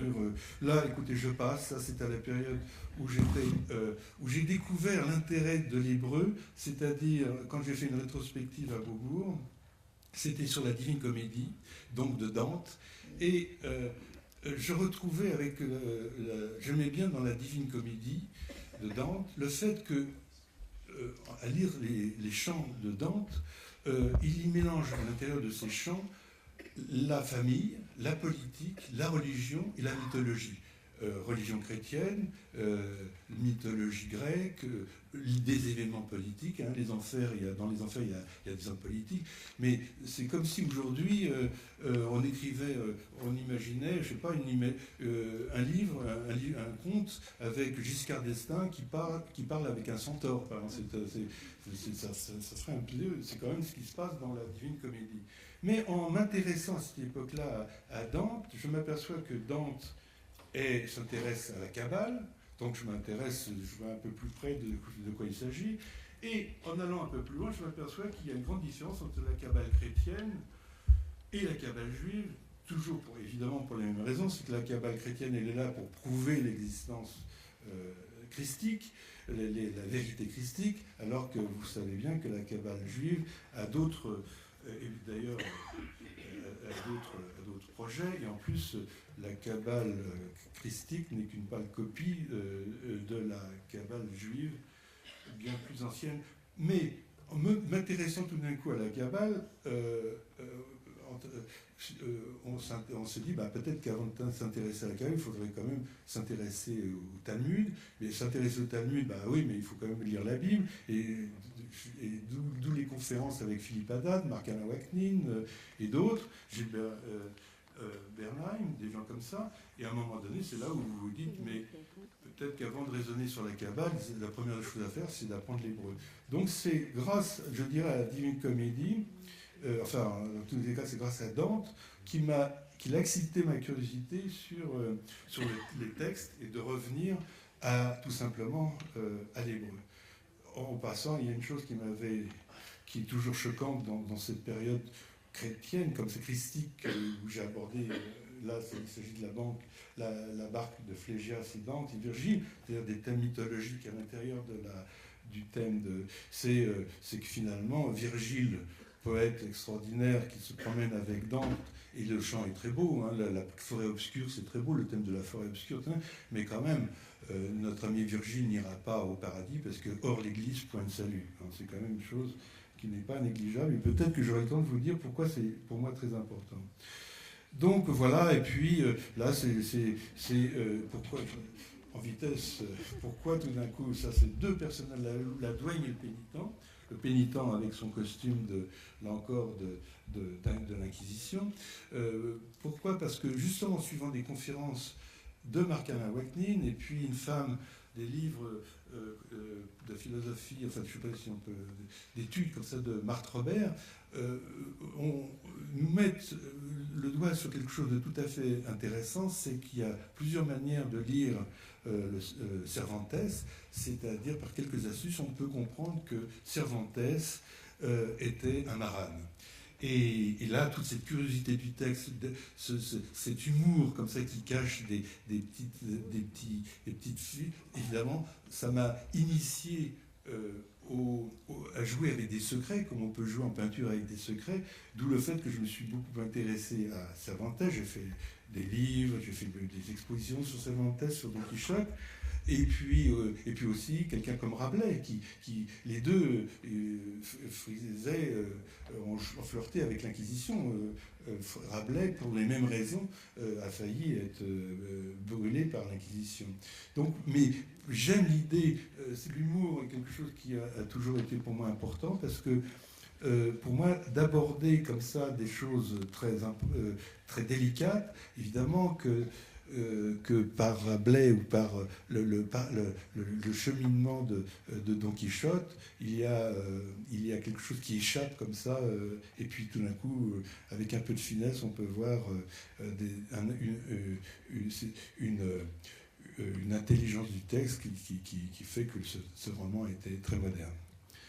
Je passe parce que là c'est un autre thème biblique, mais je vais pas. C'est mon ami Patrick Modiano, qui était dans la même pension que moi, ce collège, et là aussi qui tient ce texte où on peut le lire, et là c'est le thème de l'ânesse et la figue, thème qui, c'était même le thème de mon exposition, l'ânesse et la figue. Encore une fois, j'adore l'idée que dans le Talmud, quand j'avais demandé à mon prof, mais voilà, tout d'un coup, on lit Aton, et puis on lit tout un commentaire sur Aton, et puis après on lit tout un commentaire sur Théina, et je lui dis, mais quel est le rapport entre Aton et Théina? Pourquoi c'est lié l'un à un côté de l'autre? Il me dit, mais tu n'entends pas un peu la même chose entre Aton et Théina? Donc c'est simplement sur un plan phonétique que tout d'un coup ces deux passages étaient liés. Moi je trouve que c'est assez étrange. Par exemple, avec toujours Yaakov à Roche, j'avais demandé qu'on étudie la Chochma, la sagesse, dans Michelet. Et donc on travaille sur la sagesse. Je crois que c'est le chapitre 8 où la sagesse, la Chochma, parle comme une femme. Elle dit avant que le monde fût créé, j'existais, etc. Et c'était tellement cette sagesse qui était un commentaire, enfin qui était dans le texte Michelet, j'avais envie de la retrouver dans le Talmud. Comment c'est abordé dans le Talmud? Alors bêtement, enfin pas bêtement, mais d'une manière ignorante, j'ouvre le Talmud, j'essaie de trouver des références où je vais trouver justement comme dans un dictionnaire un passage sur la sagesse. On a envie de voir ce que dit le Talmud sur la sagesse.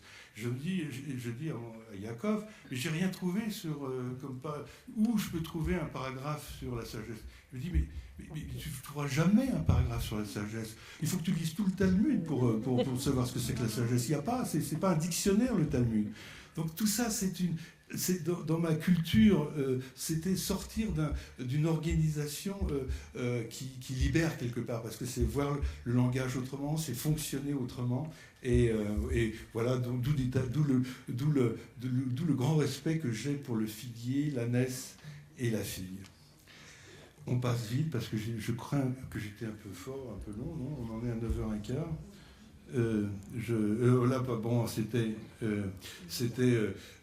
J'ai fait tout à l'heure, là c'est le thème de Dinah, vous savez, il lui arrive des tas d'aventures, Dinah, et peut-être que j'ai fait ce tableau à une période où j'étais un peu excité sur le fait qu'une vierge était vraiment vierge, comme notre amie Dinah était Betula et que tout d'un coup elle se retrouve Alma. Voilà comment je l'ai vue, Dinah, un petit peu comme ça, une peinture un peu amusante aussi, mais une petite anecdote en passant. J'avais comme modèle une jeune fille qui était ravissante. En plus, elle était suédoise. Elle était vraiment très jolie. Donc, je fais son portrait. Et elle connaissait pourtant ma peinture. Elle était ravie de poser pour moi. Pose pour moi. Et le tableau que vous voyez là, une fois fini, alors elle avait posé, mais le tableau, une fois fini, part directement à Bâle, pour la foire de Bâle. Et c'était elle travaillait dans la galerie de Daniel Templon.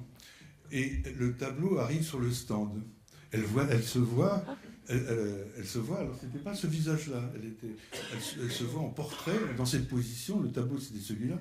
Et là, elle m'appelle, elle me dit, mais qu'est-ce que vous avez fait? Mais pourquoi vous n'avez pas ça? J'ai dit, mais vous connaissez ma peinture, tous mes nus sont comme ça. Je dis, oui, mais vous vous rendez compte, il y a mon fiancé qui va passer sur le stand. C'est pas possible, c'est quand même pas possible. Alors je lui ai dit, écoutez, rassurez-vous, arrangez-vous à ce que votre fiancé ne passe pas à la Bâle, et je vous promets, je récupère le tableau, je modifie votre visage, on ne vous reconnaîtra pas. Mon marchand était furieux parce qu'il aimait bien voir sa vendeuse, enfin il trouvait que le tableau était très très bien. Mais moi, pour respecter elle était tellement gênée, cette pauvre jeune fille, que très étrangement, je n'ai fait que deux choses. C'est de la transformer en brune et légèrement rendre son nez plus méditerranéen. Et tout de suite, elle a basculé dans autre chose. Et en fait, beaucoup plus dans une Dina qu'on peut imaginer comme ça, plus méditerranéenne que suédoise. Voilà, pour une petite anecdote. Là, alors, bon, vite, quelle heure est-il ? On est jusqu'à quelle heure pour cette conférence ? Comme je veux, bon, alors j'y vais carrément là. Là, on aborde un thème qui vaut son coup de cible. C'est, voilà, on a parlé d'antisémitisme, on a parlé du goût des mythes, et en tous les cas du mythe biblique, mais dès la conception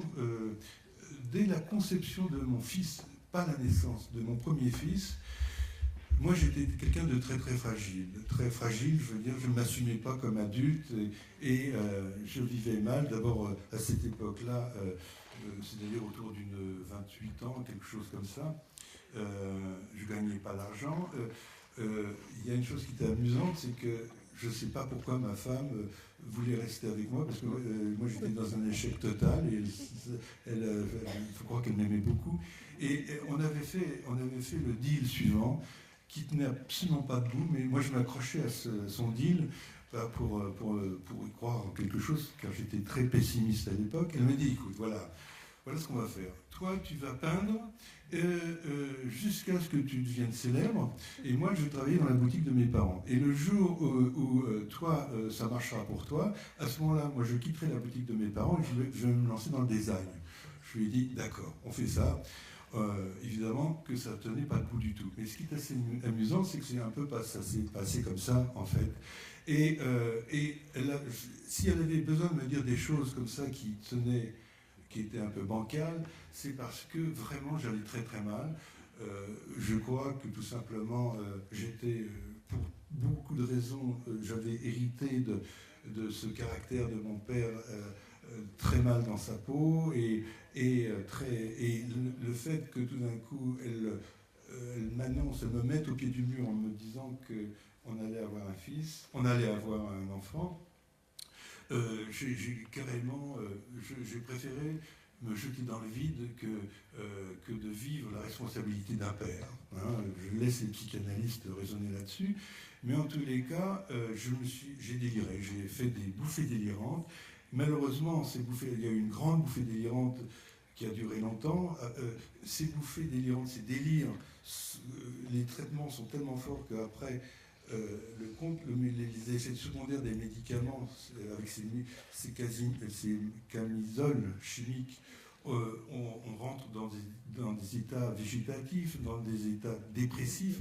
Et j'ai fait, par exemple, ma première dépression, elle a duré 10 ans. Donc vous voyez, c'est un petit peu en anglais, pardon. Il vous reste 10 minutes ? Ah bon ? Alors, donc j'ai déliré, donc j'ai fait un tableau de cette période très très très fort comme ça. Ce tableau est une anecdote que j'ai vécue, c'est-à-dire qu'un jour j'avais rendez-vous avec Elisabeth Couturier, qui est une journaliste de Paris Match, et que dans la salle où on en a parlé il y a 2 minutes, il y a quelqu'un qui ici connaît Elisabeth Couturier. Je devais aller chercher Elisabeth Couturier à la gare où j'habite, et en fait, je n'ai jamais été la chercher. Je suis parti à Chartres, complètement inspiré, dans un délire totalement mystique. Dans cette cathédrale de Chartres, j'ai été dans la chapelle de la Vierge Noire, avec toute la symbolique de la Vierge Noire.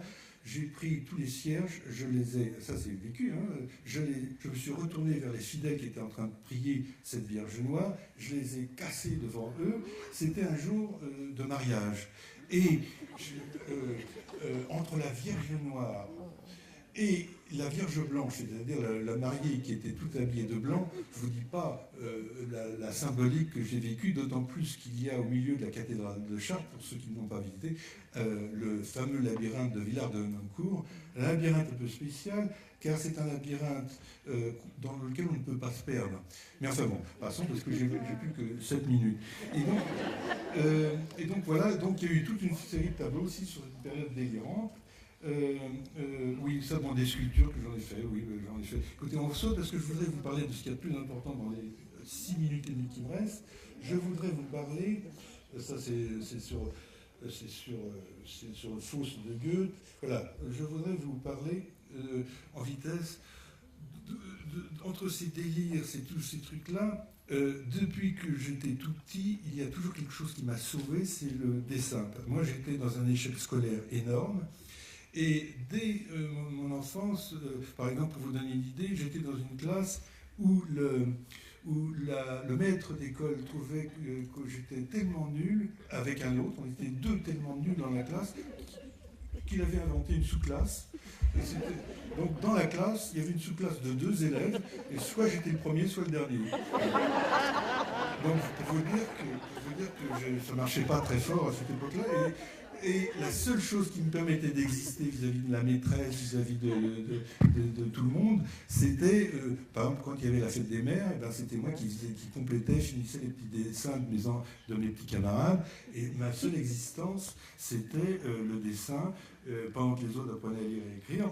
Ben moi, je dessinais, j'ai même fait en pension, puisqu'on n'avait pas le droit de faire des bandes dessinées, je faisais des bandes dessinées, des choses comme ça.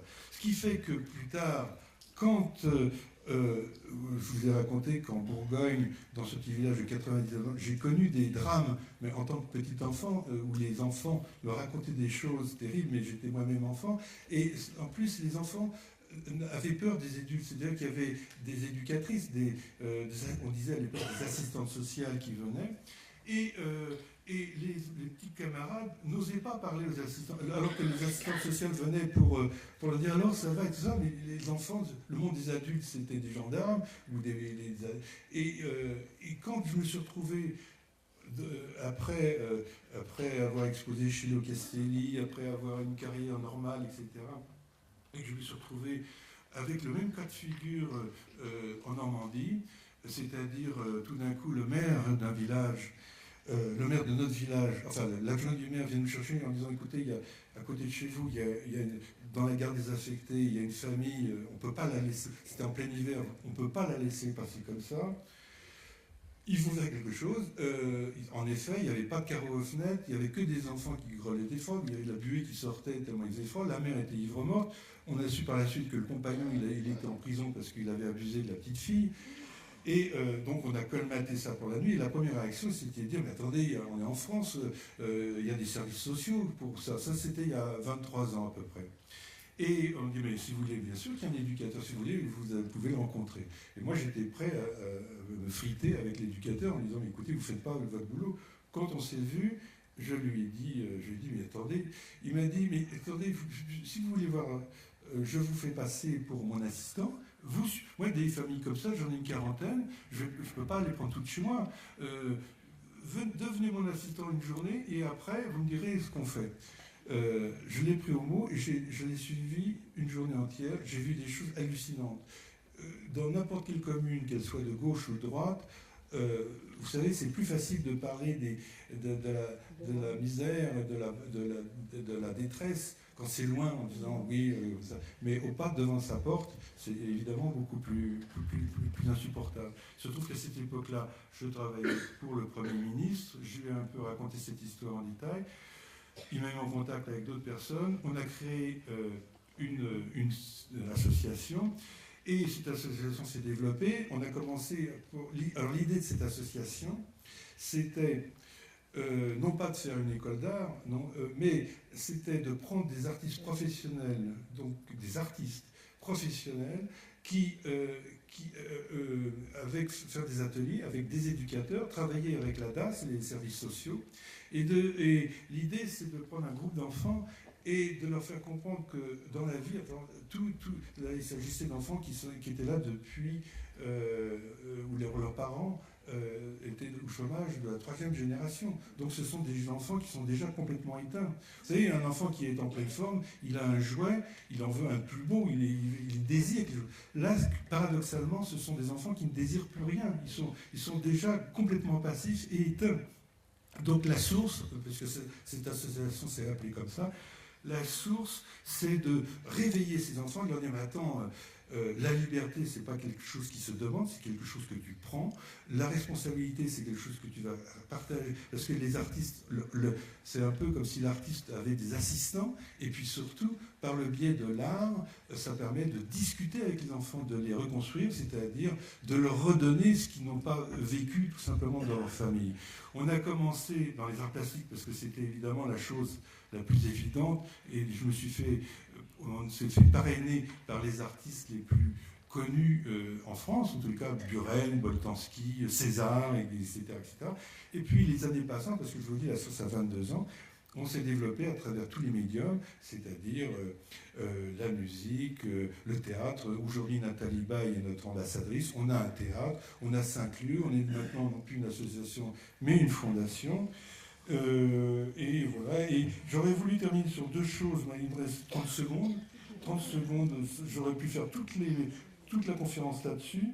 C'est que cette conférence aurait pu s'appeler Baderec, c'est-à-dire en chemin. En chemin, parce que, on en parlait tout à l'heure, il y a une citation qui est en exergue dans La Tranquille, que j'aime beaucoup, que je dois à Marc-Alain Wachtin, c'est lui qui aime beaucoup Rabbi Nachman de Braslav, et Rabbi Nachman de Braslav avait dit « Ne demande jamais ton chemin à celui qui le connaît, tu risquerais de ne pas t'égarer ». Et donc, c'est pour ça que j'aurais pu appeler cette conférence Baderec. Maintenant, ce qui est assez amusant, c'est que, chose surprenante dans cette vie où évidemment je m'impliquais de plus en plus dans le judaïsme par les études que je faisais, par les découvertes, de fil en aiguille, à un moment donné, j'ai eu la nécessité, j'ai demandé si je pouvais réciter le matin des psaumes avec un talit. Et puis un jour, Elisabeth, très surprise, parce qu'Elisabeth vient d'un milieu russe, polonais, très politique, très à gauche et pas du tout religieux. Elle a été un peu surprise quand j'ai amené le Shabbat à la maison, par exemple. C'était un petit peu une ouverture. Et voilà, et là, tout d'un coup, je terminerai sur cette idée-là, c'est que mes fils sont juifs évidemment par leur mère, mais ils n'ont pas été circoncis parce qu'il y avait un peu quand même, au départ, un peu de prudence de ma part, enfin prudence d'inquiétude peut-être.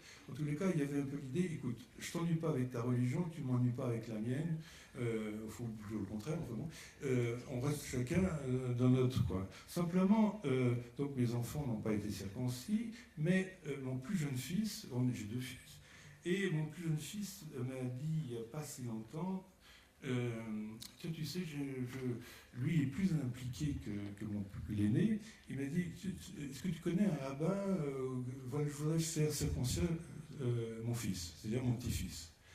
Et là, je me suis dit, tout d'un coup, ça m'a fait vraiment réfléchir, parce que j'avais été voir un rabbin, Daniel Fari, qui est une communauté libérale. Je lui avais dit, est-ce que c'est la Bible, la Torah commence par Bereshit, elle se finit par Israël. Est-ce que ça veut dire que dans la logique, il faut devenir israélite dans le cheminement? Et il m'avait dit, revenez dans 15 jours. Ça fait beaucoup aimé ça. Alors, 15 jours se passent, je retourne, je lui repose la même question. Il me dit, écoute, tu as 40 ans, aujourd'hui tes enfants sont adultes, tu es marié depuis longtemps. Ça n'a pas de sens. Ce que tu es, tu l'es pour toi. Justement, tu n'es pas dans la religion chrétienne, t'as pas ce que tu es, tu n'as pas besoin. Donc j'étais parti sur le monde. Très bien, je continue mes études et mes pensées. Et tout d'un coup, mon fils me dit, tu sais, ton petit-fils, je voudrais le faire circoncire.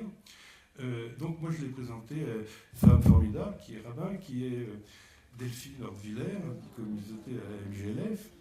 Et donc, il a été Mais alors là, tout d'un coup, j'en ai parlé à Yakov, toujours mon professeur, et je lui ai dit, mais quand même, c'est quand même pas possible que le seul juif de la famille, ce soit mon petit-fils. Donc, je lui ai dit, je voudrais moi aussi être circoncis. Donc c'est une empreinte aussi, bien sûr. C'est une empreinte, mais celle-là, elle est taille, comme on peut dire. C'est peut-être un peu prétentieux de ma part de dire ça. C'est une toute petite empreinte. Et donc, j'ai été initié au judaïsme, je me suis fait régulariser il n'y a pas assez longtemps que ça, puisque mon petit-fils a 2 ans, 2 ans et demi. Et Elisabeth, maintenant, un peu pour jouer le jeu jusqu'au bout, puisque je lui avais amené le Shabbat, maintenant je suis circoncis, peut-être qu'elle craignait d'un jour que je lui demande de porter une perruque. Enfin, et c'est elle qui m'a pris au jeu, elle m'a dit, voilà, ben, écoute, je trouve que ce serait comme logique qu'on se marie.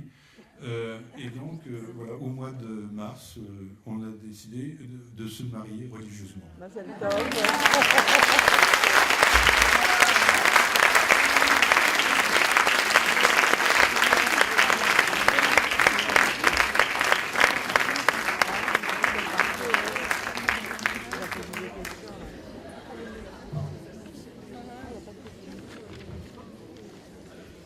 Alors, j'imagine que ce moment-là va rester une véritable empreinte pour nous tous, à la fois dans notre cœur, ça c'est sûr, mais je crois que quand on a la chance d'avoir quelqu'un tellement vrai, tellement honnête, tellement profondément amoureux de ses valeurs, de son éthique et de sa morale, je crois que c'est un immense cadeau. Gérard, je voulais te remercier très très fort. Et puis ouvrir maintenant, à ceux qui ont envie de poser des questions un petit peu plus particulières, un dialogue entre nous. Alors vous connaissez la formule, on a Raphaël ici, un de nos anciens élèves, actuels élèves, puisqu'il fait son master cette année. Il va se balader entre vous et ceux qui veulent poser des questions. Gérard est là pour y répondre. Bonsoir, contrairement à mon habitude, je vais m'offrir la première question. Avec votre autorisation, votre conférence m'a passionné. Il y a l'ânesse de Bilam, cet homme qui venait maudire le peuple juif et qui finalement le bénit. Alors qu'elle est montée par le mal, Bilam lui-même, elle ouvre sa bouche et parle avant de mourir, elle émet un cri d'injustice. Elle émet le cri de l'injustice. Alors vous savez, le Messie sera porté par la matérialité, nous disent nos sages. La matérialité, la matière, une façon de dire que l'homme, la matière, ont un rôle majeur à jouer dans l'avènement messianique. Le judaïsme n'oppose pas le matériel au spirituel, il propose de les marier, de les mettre l'un au service de l'autre. Dans votre premier tableau, on voit l'homme qui se dessine au travers de l'épaule de l'âme. Comme naissant de cette âme, de ce matériel étant capable de donner des leçons de justice, ça m'a fait penser justement à Bilam. Le second tableau m'a fait penser à l'âne du Messie, celui porteur de la délivrance, décrit dans Zacharie. Réjouis-toi, fort, fille de Sion, jubile, fille de Jérusalem, voici que ton roi vient à toi, juste, victorieux, humble, monté sur un âne, sur le petit de l'ânesse. Alors dans votre tableau, il y a ce livre dans lequel on perçoit le visage de l'homme, il me semble, à l'arrière, qui se reflète sur la couverture du livre. Et ce livre, c'est la Bible, c'est vous qui l'avez dit, et selon nos sages, le peuple du livre doit refléter le livre. La Torah et Israël sont un. Cette unité entre le peuple et la parole. Je reviens à la question, mais j'étais obligé de développer pour arriver au point. C'est la base du messianisme juif. Donc, ma question, le messianisme est-il présent dans votre œuvre ou l'ai-je rêvé ? Écoutez, c'est tellement une question qui est fondamentale que j'ai fait un tableau qui s'appelle Balaam, qui est exposé actuellement à Beaubourg, et il y a à la fois Balak, il y a à la fois Balaam et son ânesse et l'ange, et l'ânesse qui voit l'ange, et que évidemment Balaam ne voit pas cette ânesse. Et j'aime beaucoup ce passage où là on est dans au niveau du texte, c'est quand même assez merveilleux. C'est l'ânesse qui parle à Balaam et qui lui dit « Mais pourquoi tu ne vois pas l'ange, etc. » Donc c'est un passage, et je sais qu'au niveau des prophéties, c'est une chose fondamentale, parce que justement les prophètes généralement prévoient un peu les choses, mais ils sont eux-mêmes du côté du judaïsme, alors que là, Balaam, le fait que ça soit un ennemi, puisque c'est Balak qui l'invite à maudire Israël, c'est assez extraordinaire que la prophétie de Balaam va être, au contraire, qu'elles sont belles, ces tentes, etc. Donc c'est une chose qui, moi aussi, m'a beaucoup touché. Et c'est dommage, si j'aurais su que vous me posiez cette question, je vous aurais montré ce tableau de Balaam. Alors j'ai fait un détail dans ce tableau qui est assez amusant, enfin amusant, c'est que il y a vraiment, pour représenter la présence divine d'une manière non idolâtre, mais tout à fait à l'image de toutes les métaphores qu'emploie souvent la Bible, je représentais la main de Dieu, mais une main qui ressemblerait, qui est un peu étrange, parce qu'elle a 14 doigts, parce que Yad, ça fait 14, voilà.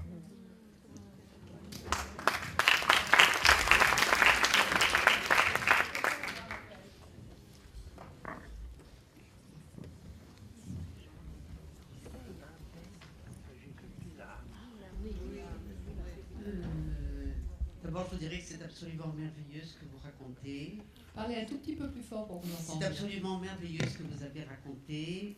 Et je trouve que déjà, nous, juifs de plusieurs générations, c'est déjà très difficile pour nous, le Midrash, la Torah, le Tanakh, etc.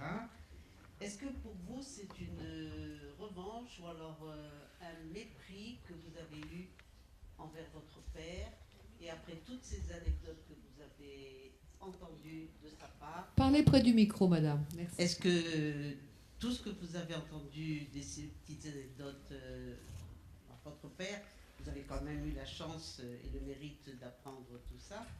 Est-ce que vous... Quelles ont été, après que vous avez compris l'antisémitisme, quelles ont été vos relations avec votre père et votre mère, dont vous ne parlez pas beaucoup? D'abord, avec mon père, c'était... Malheureusement, avec le nombre des années, il s'est refermé encore plus sur lui-même. Et dans les derniers moments, dans les 3 dernières années de sa vie, on s'est séparés vraiment. Avant, je lui ai écrit des lettres pour essayer de créer un dialogue. Et comme je vous le disais tout à l'heure, impossible de créer un dialogue avec mon père. Mais vous voyez, pendant la guerre, il était jeune, il avait un peu plus de 20 ans. Il a profité de la situation, ça ne lui a pas posé de problème de spolier des biens juifs parce que c'était dans l'esprit de la famille, je veux dire, c'était vécu comme ça. Mais vous savez, comme il est dit dans le Talmud, l'Éternel préfère quelqu'un qui a fait une faute et qui revient sur sa faute, plutôt que quelqu'un qui n'a jamais fauté. C'est quand même un thème assez étonnant. Ce que je regrette pour mon père, c'est qu'il ait fait des graves erreurs pendant la guerre, c'est une chose, mais il avait toute sa vie pour comprendre ce que ça a été la guerre, parce que finalement, il n'a rien compris à la guerre. Il a, comme beaucoup de gens peut-être, mais quand même, après la guerre, il a eu toute sa vie pour comprendre, pour revenir, pour demander pardon, pour parler avec moi, pour corriger en disant mais oui, mais comment il y a des philosophes qui sont venus sur leur position, qui ont dit mais bon. Et là, ce que je regrette, j'ai aucune haine vis-à-vis de mon père. Je le laisse dans son histoire et je regrette parce que c'est mon père, et parce que aussi ce qui est terrible, c'est qu'il m'aimait. C'est quelqu'un qui m'a pas... Je parle pas de ma mère parce que ma mère était beaucoup plus indifférente que lui. Ma mère ne venait, quand j'étais hospitalisé, quand je délirais et que j'étais hospitalisé, ma mère n'est jamais venue me voir parce qu'elle avait dit même à Elisabeth, non, moi je peux pas aller voir mon fils dans un hôpital psychiatrique, c'est trop difficile. Il me semble qu'une mère, hôpital psychiatrique, prison ou n'importe quoi, une mère, elle va voir son fils. Mon père, lui, il venait de l'hôpital psychiatrique et il essayait de me remonter. Et je sais qu'il m'aimait. Mais il m'aimait, mais c'est quelqu'un qui se trompait terriblement.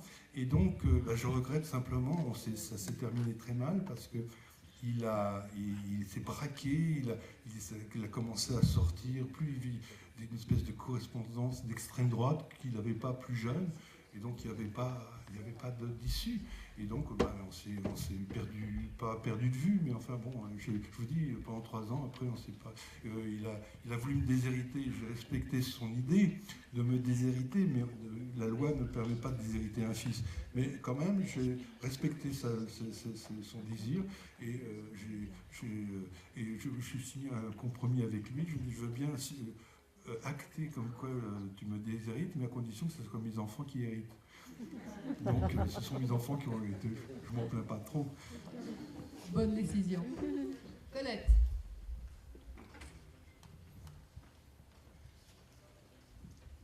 Je vais revenir au tableau et au titre Empreintes et mémoire. Alors, en posant 2 questions qui ont comme point commun le rapport entre le texte et l'image. Alors, dans un texte, plus on s'approche, quand un écrivain écrit, plus il s'approche du texte final, plus le brouillon s'épure et l'avant-dernier texte ressemble extrêmement au texte final. Or, dans un tableau, c'est le contraire. Il y a tous les brouillons qui sont au-dessous, c'est-à-dire le tableau porte en soi tous les brouillons, mais l'avant-dernier tableau peut être totalement différent du final. Alors j'aimerais savoir comment vous travaillez d'une part, et dans cette relation, donc la différence entre le texte et l'image, vos thèmes la source des thèmes provient d'un texte, d'une interprétation, de quelque chose de totalement abstrait. Or, vous la transfigurez d'une manière sensuelle, absolue, avec une richesse de couleurs, de matériaux, de sensations, un nombre de doigts, de mains, enfin, qui est extraordinaire. Voilà, je voudrais savoir comment vous... Oui, vous savez, la manière pour moi d'aborder la peinture, je le prends un peu comme si hein, c'est, pour donner une image, c'est de l'ordre de l'échec. C'est-à-dire, pour moi, la peinture, ce n'est qu'une croûte qui opacifie le sens du tableau. Quoi que l'on fasse sur cette croûte, plus on fait de la croûte, plus ça cache le sens. Parce que je crois que le vrai sujet de la peinture, elle est d'ordre de l'inconscient, et c'est ce qui transparaît derrière cette croûte qui a plus d'importance. Alors, le sachant, d'ailleurs, je considère qu'un tableau appartient à celui qui le regarde et non pas à celui qui l'a fait. Moi, tant que le tableau est dans mon atelier et que personne ne l'a vu, c'est moi, je suis l'auteur du tableau, mais sorti de l'atelier, il ne m'appartient plus et on l'interprète comme on veut. Par contre, ce que je sais, c'est que, étant conscient de mon inconscience, sans pouvoir la nommer, parce que sinon, alors je joue de subterfuge. Par exemple, pour moi, mes expositions, c'est toujours un ensemble. Là, par exemple, la prochaine exposition va s'appeler Contes ineffables. Alors déjà, c'est assez paradoxal. Si c'est un conte, par définition, elle se raconte, parce que j'attache de l'importance au lien qu'il va y avoir entre chaque tableau, alors que c'est complètement chaotique. C'est-à-dire qu'il va y avoir des références à certains contes de Rabbi Nachman de Braslav, mais ça peut aussi partir sur Tintin et Milou. C'est comme dans un rêve, il n'y a pas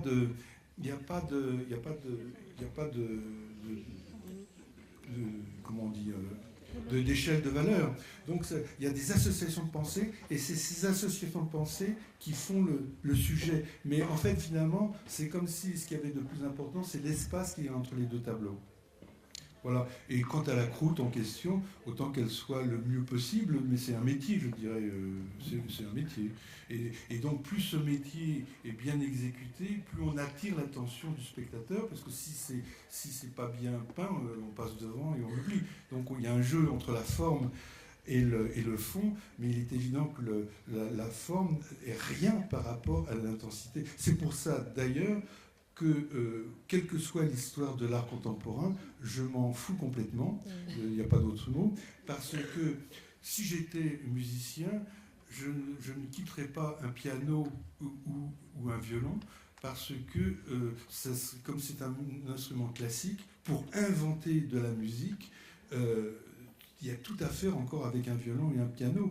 Et justement, le fait que le piano soit limité à X, je ne sais pas combien il y a de touches, mais le nombre de touches est justement nécessaire pour créer. Et cette limite me permet d'inventer.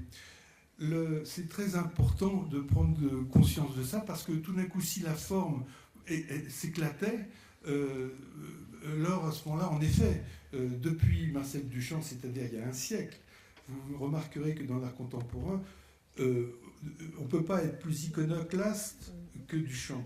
Donc tout ce qui est de l'ordre de cette super originalité, oui, ce sont des performances originales, mais l'idée, moi, c'est le contraire, c'est de serrer le sujet, de ne pas sortir du cadre. Je pense que si je devais écrire un texte sur la liberté, j'essaierais d'interroger un mec qui a 20 ans de prison, par exemple. Je pense que c'est mieux que quelqu'un qui est totalement libre dans ta tête. Mais je vais vous donner un dernier exemple. Ce qui m'a sauvé, moi, en tant que peintre, parce que justement, quand j'étais au Beaux-Arts et que j'ai pris conscience de Roland Barthes, quand j'ai pris conscience de Marcel Duchamp, qui arrive avec des ready-made, c'est-à-dire des déjà faits, en disant l'artiste, c'est pas celui qui fait une œuvre, c'est celui qui le regarde, et vous mettez un porte-bouteille dans une galerie, c'est une œuvre d'art.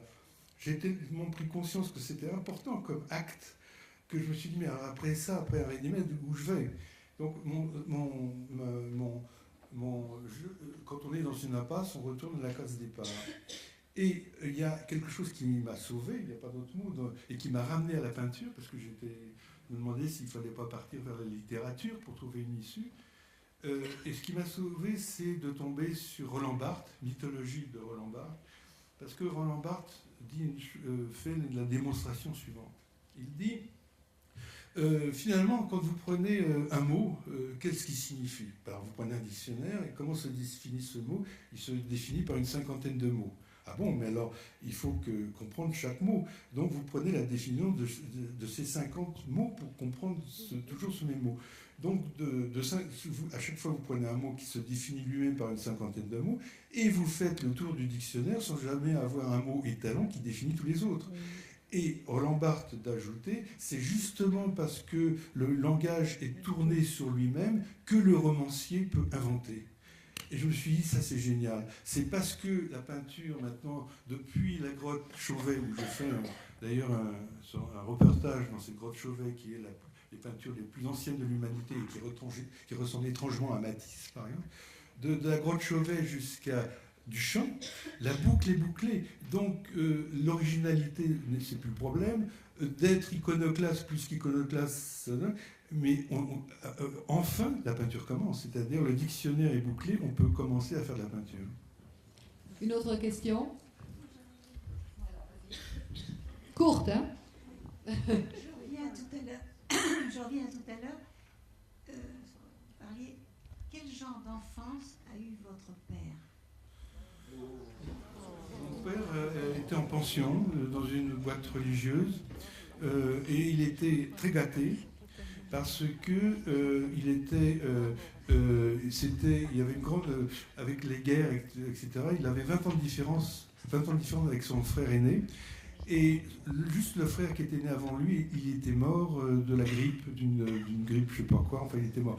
Donc tout d'un coup, l'affection, il était particulièrement gâté par sa mère. Il a été un enfant très gâté, donc très coléreux, très pénible à vivre, quoi. Oui, je voudrais est-ce que je peux me permettre de vous poser deux petites questions très simples concernant votre vie privée, puisque vous en parlez. Je ne parle pas de peinture, je ne suis pas du tout connaisseur. Premièrement, est-ce qu'on peut, selon vous, faire l'économie du rituel dans le judaïsme, pour vous? Et la deuxième question, est-ce que votre parcours peut-il signifier une réparation, ou comme on appelle en hébreu, un tikkun? Merci. Alors, à la première question, je crois que le Tanakh n'est pas un livre de philosophie comme on pourrait lire Nietzsche ou Schopenhauer ou je sais pas quel livre de science. Le Tanakh n'est pas un livre qu'on met sur une étagère, une fois qu'on a lu un passage, on peut passer à autre chose. C'est un livre qui est un peu particulier et qui impose un rituel. On peut comparer ça peut-être dans la mythologie grecque au aux pythagoriciens. Les pythagoriciens avaient donné au chiffre, au nombre, une valeur tellement sacrée que obligatoirement, ça ne pouvait s'accompagner que d'un rituel. Et il y avait vraiment un rituel dans la secte des pythagoriciens.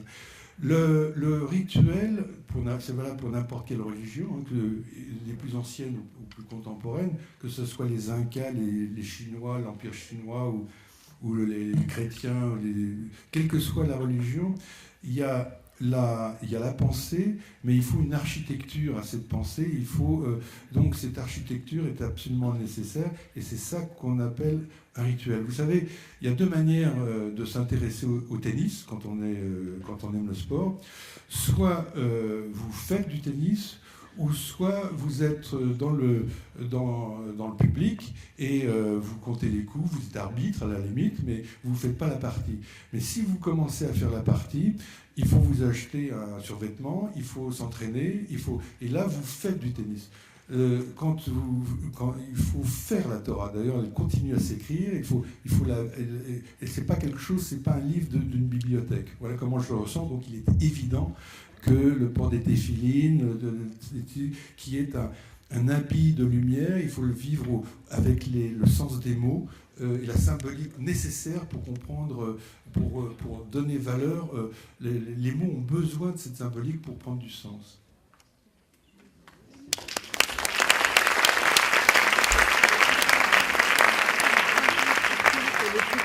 La bonne nouvelle, c'est que Elisabeth et Gérard ont envie de rester plus longtemps en Israël une prochaine fois, et que j'espère qu'on aura l'occasion de les revoir dans ce lieu d'études, d'excellence et de très grande amitié.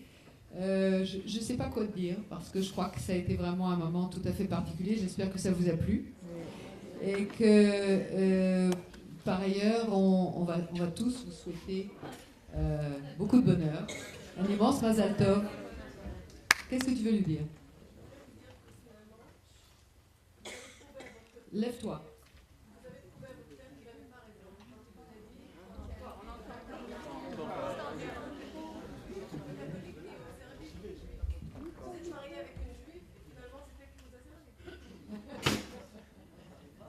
Répète ça, ce sera le mot de la fin, vas-y. Vous avez dit que votre père vous avait dit que s'il y avait un juif et un catholique, finalement c'est le catholique, c'est le catholique qui sert le juif. Finalement vous voulez prouver le contraire. Non. Vous êtes marié avec une juive et vous a servi. Alors, on se revoit quand, Madame Fari? Vous pouvez me donner la date? Elle n'est plus là. Ah oui, demain vous venez écouter Shirel et Jen Manson. Vous êtes les bienvenus. À demain.